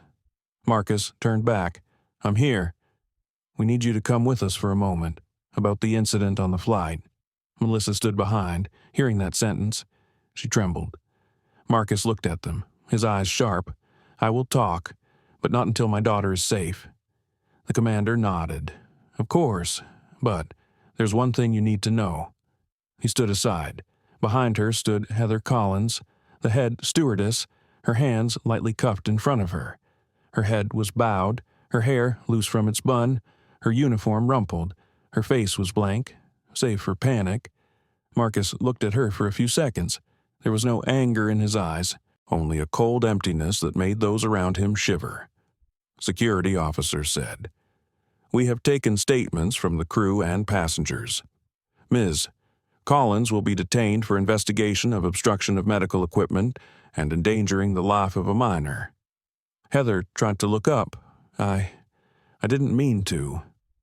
Tears began to fall from her eyes, but Marcus didn't move. He stood still, staring at the woman who had just taken his daughter's breath away. He seemed to be struggling to find the right words, but when he opened his mouth, his voice was not filled with anger, but with a sadness so deep that it silenced the entire hallway. "You took medicine from a child who was begging you, because you thought it was bothering you." Heather shook like a leaf in a strong wind. I thought she was just being demanding. I was wrong. I was really wrong." Marcus was silent for a moment. Then he said something that made the entire hallway freeze. "You're not just wrong." He paused for a beat. "You almost made me lose my child." Several security guards bowed their heads. A few onlookers put their hands to their mouths. Heather broke down, tears streaming down her face, as if the terrible truth of what she had done finally dawned on her. No one said anything more. The security chief dragged Heather away. She didn't resist. Her steps were heavy, as if she were being pulled by chains. Once they were gone, Marcus turned back to look at Elliot and Melissa. "Let's go." The three of them walked quickly after the medical team. They walked down the long corridor, through the glass doors, through the pale afternoon light, all of them fading into the dim background of the world behind. Marcus paused for a second before the ambulance. He bent down beside his daughter. He placed his hand on her small hand that was on her chest. "Amara, I'm here. You don't have to be afraid anymore." Amara's breathing was still weak, but a little more even. It was as if her body recognized the familiar voice. Elliot stood beside him, speaking softly. She can hear that. Marcus looked at him, his eyes red. "Can you come with us? I want her to see you when she wakes up." Elliot was silent for a few seconds, then nodded. "I will go." Melissa stepped forward. "Me too." Marcus looked at her. "Thank you. You have helped my son a lot." Melissa shook her head slightly. "No, I just did what everyone else was supposed to do." Elliot added, "Not everyone can do it like you." Marcus closed the ambulance door. The paramedics shouted, "Let's go." The car sped away, leaving behind the airport as it slowly sank into darkness. And leave one truth from this moment: nothing will be the same again. Colorado University Hospital was always crowded with patients, but that night the pediatric emergency room was especially quiet. The rows of bright white lights stretched out, the cold smell of antiseptic permeating every breath. Inside a small emergency room, Amara Lewis lay on a bed, her small hands at her sides, her breathing steady but weak. The heart monitor beeped softly and regularly, as if keeping the rhythm of hope for everyone around her. Marcus Lewis stood by the bed, his hands clasped together. He didn't sit. He didn't rest. He had stood there since the ambulance arrived at the hospital, his eyes fixed on his daughter. Elliot and Melissa were also in the room, waiting silently a few feet away. All three of them could hear every beep that echoed in the room, each sound seeming to prolong the tension. A moment later, the night doctor walked in. Her eyes were as calm as a lake, but her voice was full of experience. "We checked his lungs, blood oxygen, and reflexes. His condition has improved a lot." "He could wake up at any moment?" Marcus asked, his voice almost a whisper. "Are there any sequelae, Doctor?"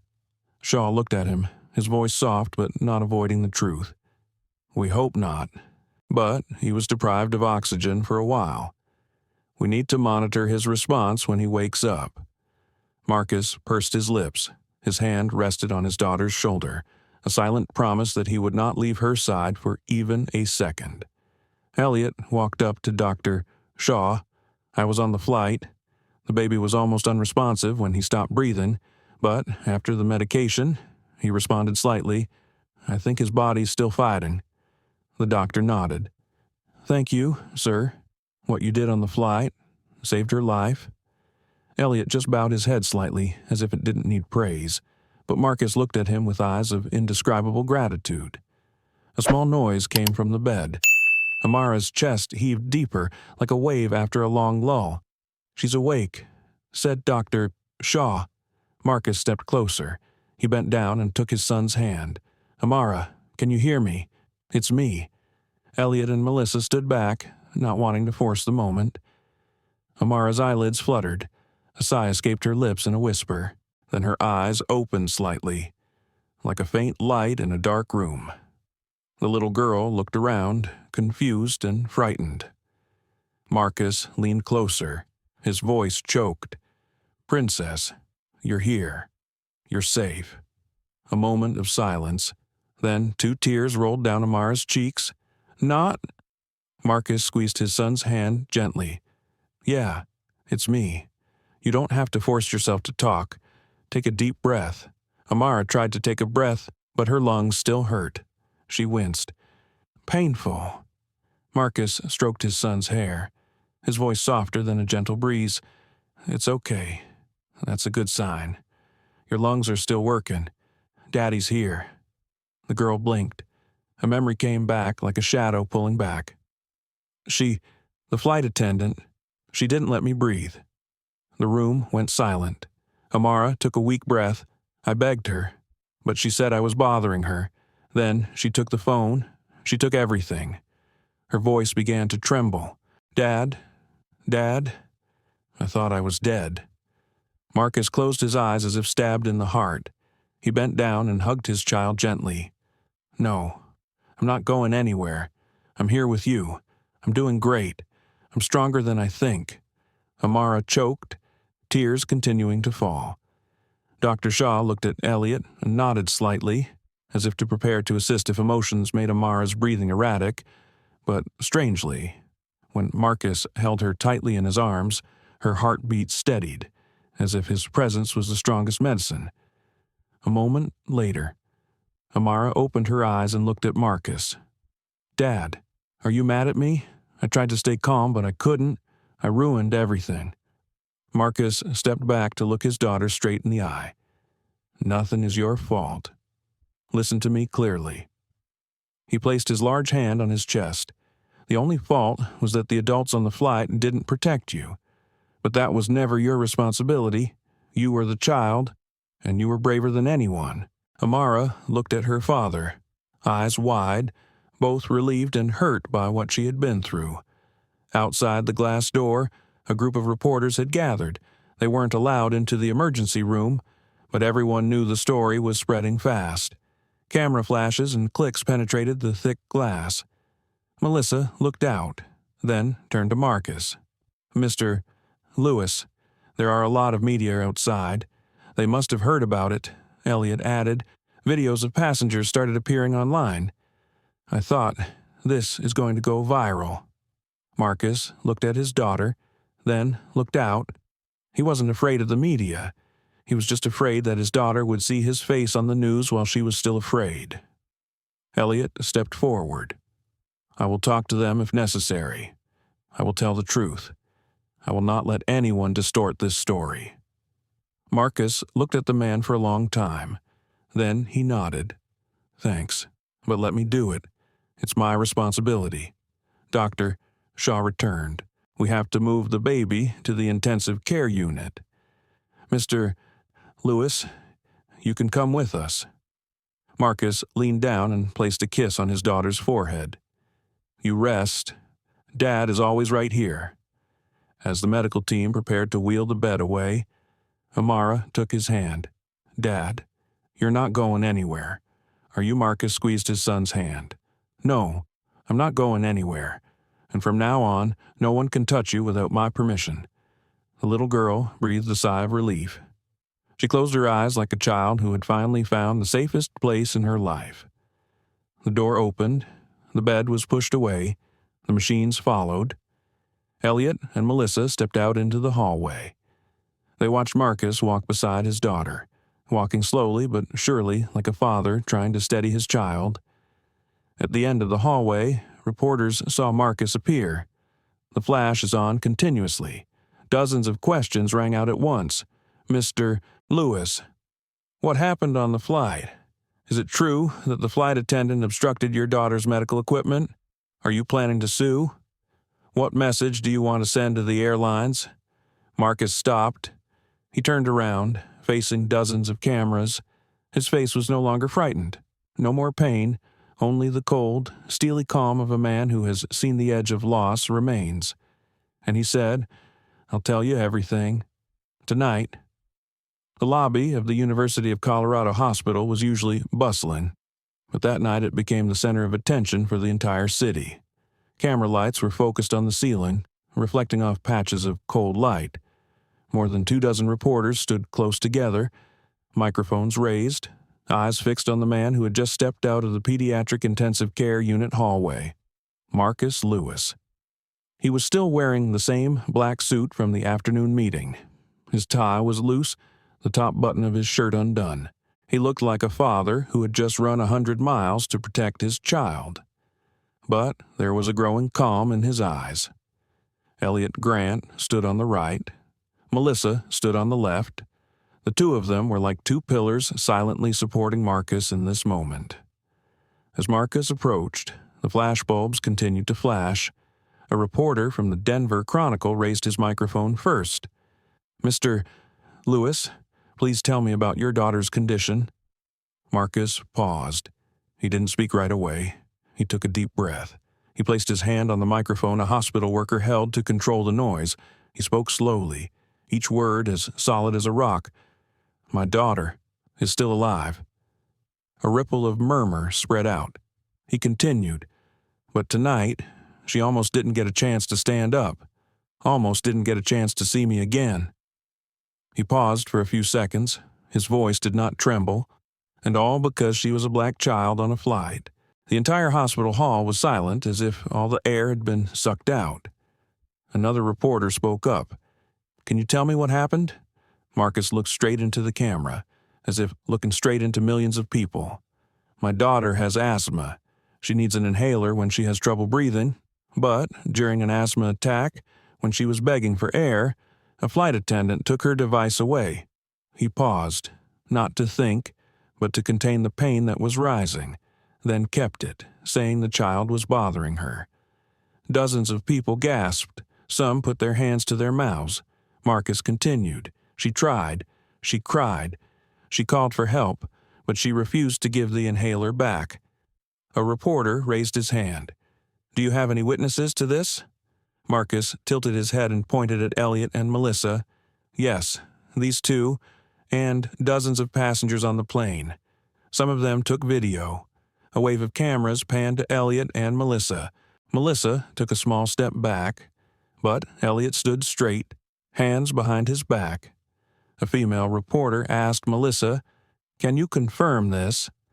Melissa swallowed, and in a small but firm voice, she said, I was standing there. I saw Heather Collins take her inhaler. I heard her begging. I asked her to give it back, but she didn't.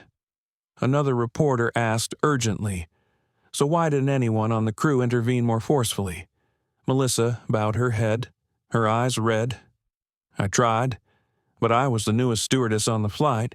I was forced to follow the chief stewardess's orders. She looked up. I will testify to the truth. Marcus placed his hand on Melissa's shoulder as a silent thank you. Then a male reporter, with a strong voice, asked the question everyone wanted to hear. Mr. Lewis, you are the CEO of Grant Tech, one of the largest technology companies in the area. Are you planning to sue the airline? The entire hospital lobby leaned forward. Marcus looked down at the floor for a second. When he looked up, his eyes were as sharp as metal in a fire. I don't act because I'm the CEO. He spoke slowly. I acted because I'm a father A father who almost lost his child because of the indifference of adults. Elliot looked at Marcus, eyes filled with pride. Marcus continued, "I will do everything in my power to ensure that no child has to go through what my daughter went through. I will hold the airline accountable. I will demand that they retrain their staff. I will demand that they change their policies." He looked straight into the camera, "And I won't stop." A reporter asked loudly, "Do you have any words for the families of children who are overlooked or treated unfairly in public spaces?" Marcus paused. His eyes suddenly became deep as abysses. "I want them to know. I know that pain. I've seen it too much. And tonight, I saw it in my daughter's eyes." He looked over to the glass door where Amara was lying in the recovery room. Discrimination is not just in hate speech. It is in the eyes, in the attitudes, in the indifference of those in power. He returned to the media hall.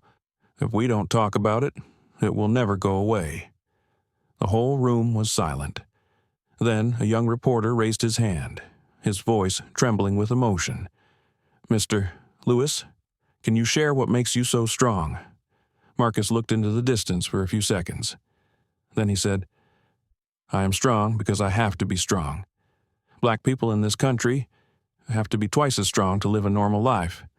But my daughter should not have to do that." He took a deep breath. "I want her to grow up in a world where her breathing isn't determined by other people's prejudices." As soon as he finished speaking, the whole hospital hall was frozen in silence. Then the whirring of cameras began. A female reporter whispered to the person next to her, "This is no longer a child's story. This is a societal problem." Marcus looked at everyone for another second. "Now I have to go back to my daughter." He bowed his head. Then he turned and walked down the hall to the recovery room. Elliot and Melissa followed. No one in the hall spoke until Marcus disappeared behind the door. But when he left, the whole hall exploded. Messages poured in, video clips went viral, media outlets started making headlines, and somewhere, in a small room in airport security, Heather Collins watched the interview. Her face was white, her eyes wide with panic. No one was on her side anymore. That night, the whole country started talking about Amara Lewis. The next morning, Denver's first rays of sunlight streamed through the ICU windows, painting a thin yellow stripe across the walls.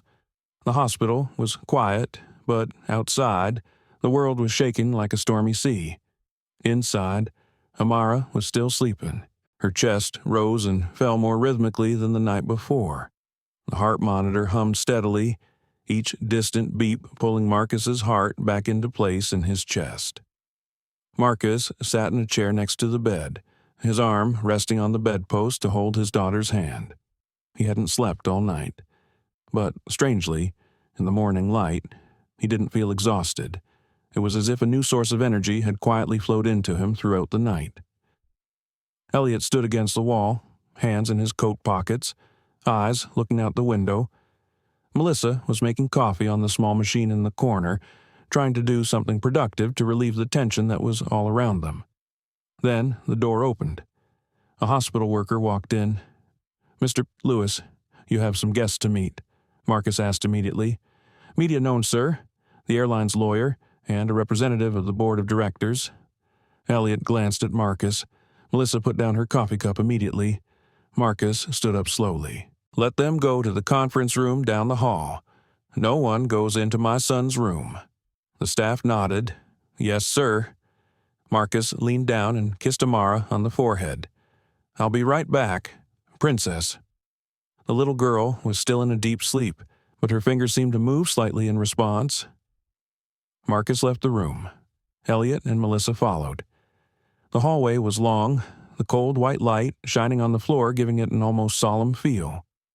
When Marcus entered the small conference room, there were already 4 people waiting inside. A woman in a gray suit stood up and held out her hand. "I'm Rebecca Hale, General Counsel for Western Aero." Marcus did not shake hands. "I know." A man with salt and pepper hair and an executive badge walked up. "I am Daniel Morris, Deputy General Manager. Elliot stood behind Marcus, arms crossed. Melissa sat in a chair in the corner, watching silently. Rebecca opened her briefcase. First of all, we would like to extend our deepest apologies to Mr. Lewis and his family for the unfortunate incident that occurred on the flight. Marcus looked straight at her. Unfortunate incident. That's what you call one of your employees taking medicine from a choking child. Rebecca was momentarily confused, then regained her composure. We accept full responsibility for the misconduct of flight attendant Heather Collins. She has been suspended and will face an internal investigation. Marcus asked directly. Is she the only problem? Daniel tried to smile conciliatorily. Mr. Lewis, we understand you are upset, but we want you to know that Western Aero always puts safety first. This is an isolated incident. Elliot chuckled. The exceptional case happened at the same time that Mr. Lewis's daughter almost lost her life. What a coincidence. Daniel glanced at Elliot, displeased. Marcus crossed his arms. If it was just one person, it would be simple. But you know very well that this is not an individual problem. This is a system problem, a training problem, a culture problem within the company. Rebecca opened her mouth, but Marcus raised his hand to stop her. I know you came here to negotiate, but I'll say it now so no one wastes time. He looked straight at each person. I will tell the whole story. I will not let you twist it. I will not let you use the law to silence me. Daniel changed his tone immediately. Mr. Lewis, you must understand that if the story is misdirected, the company will suffer billions of dollars in losses. More than 80,000 employees will be affected. Marcus spoke slowly, and a child almost died. We don't forget that, do we? No one responded? Marcus continued. I will demand an independent investigation. I will demand that Western Aero change its procedures for handling medical emergencies, and I will demand public accountability, not some vague apology. Rebecca Hale tried to keep her voice calm. Mr. Lewis, we can negotiate a compensation. Marcus interrupted. Compensation cannot change the fact that my daughter was fighting for breath while adults stood there doing nothing. Rebecca paused. Daniel sighed. Marcus leaned back in his chair, his eyes sharp. And I say it straight. I don't need your money. The air in the room thickened. Melissa looked at Marcus with admiration. Elliot smiled very slightly. Marcus continued. I need responsibility. I need change. I need safety for other children. Then he stood up. That's the end of the conversation. Daniel was flustered. Wait, Mr. Lewis, you can't. Marcus looked at him as if he were looking at something too late to save. I can, because I saw my daughter on the stretcher. You didn't. He turned away. The moment he left the room, Melissa breathed a sigh of relief. Elliot put his hand on Marcus's shoulder. You did the right thing. Marcus looked far away down the bright white hallway. Elliot, I'm not afraid anymore. They almost made me lose her. Now they'll have to listen to me until things change. Elliot nodded. And I'll be here. So will Melissa. Melissa nodded vigorously. Marcus looked at the two, feeling a little relieved knowing he wouldn't have to fight alone. When they returned to the recovery room, Amara was awake again. She looked at her father with tired but warm eyes. Dad, where have you been? Marcus smiled, walked over and placed his hand on his son's hair. Dad is going to talk to some people, but I'll always be here with you. Amara took her father's hand and squeezed it gently. I don't want this to bother you too much. Marcus sat down, leaning close to his son's face. No, never. You are the reason I'm strong, not a burden. The girl smiled tiredly. Meanwhile, Marcus's phone was buzzing. Text messages, emails, missed calls, news. Melissa turned on the small TV in the room. The screen was showing live news. Title running across the bottom of the screen. Flight attendant's case of preventing black children from using asthma medications causes country outrage. CEO Marcus Lewis demanded Western Aero to be accountable within hours. The story was no longer just the Lewis family's. It became the voice of millions who were once ignored, and Marcus knows the biggest battle is just beginning. 2 weeks after the Western Aero Flight 612 incident, Denver no longer seemed like normal Denver. Billboards on Colfax Avenue demanded airline reform. People took to the streets with Amara's picture, demanding justice for the young black girl who had been denied the right to breathe. Her name was mentioned on the biggest TV shows, and even though she was still weak, Amara saw it all on the small screen in her hospital room, her eyes filled with shock and anguish. Meanwhile, Marcus Lewis walked out of the hospital every day to meetings, interviews, meetings with federal lawyers, meetings with advocacy groups. He lived a double life, one as a father, cradling his young daughter in a hospital bed, and the other as a man confronting the system to get what was right from day one. That morning, Marcus was signing Amara's discharge papers when he received a call from his lawyer, Lionel Jackson. "Marcus, they've accepted a federal investigation. The Department of Transportation has officially opened a case." Marcus squeezed his hand, holding the phone. "What about Western Aero?" "They seem to be beginning to understand this is no longer a media issue. They want to see you this morning." Marcus breathed slowly. "I don't come to hear their defense anymore," Lionel replied. "They know, and I think this time they came to hear you."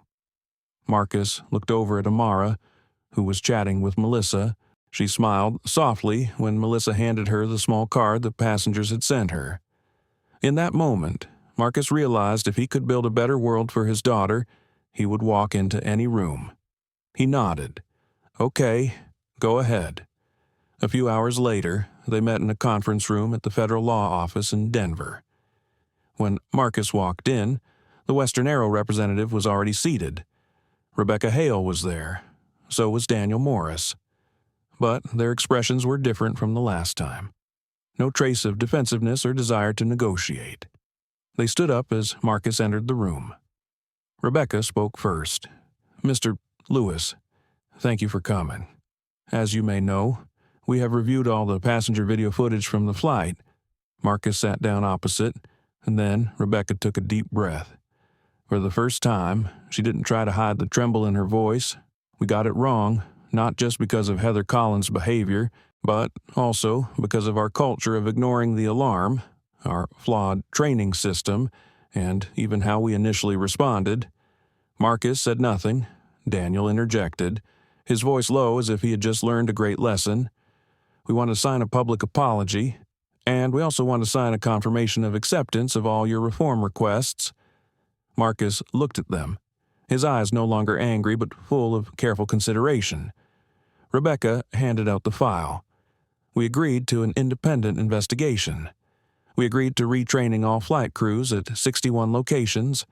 We agreed to a new program on unconscious bias awareness, and we agreed to fully reimburse Amara for her medical expenses, tuition, and long-term psychological support." Marcus turned the first page. "What about criminal responsibility?" Daniel nodded. "Heather Collins will be held accountable to the full extent of the law. We will not interfere." Marcus folded the file and put it on the table. "What do you want me to do in return?" Rebecca shook her head. "Nothing. We didn't come to buy your silence. We came to make things right." The room fell silent. Lionel, Marcus's lawyer, inclined his head slightly to ask his opinion. Marcus leaned back in his chair, remembering the image of Amara lying motionless on the stretcher, remembering her weak breathing, remembering the dozens of people standing below the hospital shouting, "Justice for Amara." He finally said, "I will sign." But Marcus stopped. All looked up. "I want this to be valuable to the kids who never got their names in the paper." Rebecca's serious. "What do you mean?" "I want Western Aero to start a fund to protect children with special needs from air travel. I want all airlines to participate, and I want this program to be called Amara." Daniel looked at Marcus, his eyes suddenly downcast as if it had touched a very real part of him. "I promise I will." Marcus nodded. "Good, because my daughter didn't deserve what she went through." The meeting ended in solemn silence. When Marcus returned to the hospital, Amara was sitting up in bed, Elliot telling her stories of his time as a military nurse, his voice deep and warm. Melissa was adjusting the flowers on the table to keep the room from getting cold. Amara smiled when she saw her father come in. "Dad, are you fighting again?" Marcus laughed, a rare laugh in days. "No, this time I'm just talking." The girl tilted her head. "Have they apologized yet?" Marcus sat by the bed, touching his daughter's hair. "Yes, and they promised to change." Amara asked more quietly. "Then other children won't have to suffer the same fate as me." Marcus looked into her deep, gentle eyes. He saw both old fear and new hope rising in them. He replied in a firm voice, "No, I will make sure of that." Amara smiled and leaned her head on his shoulder, for the first time since the incident. She let out a long sigh of relief, as if a weight had been lifted off her shoulders. Outside the window, it was snowing lightly. The snowflakes fell slowly, swirling in circles, a reminder that the world might be cold, but warmth could still be created by the right hands holding each other at the right time.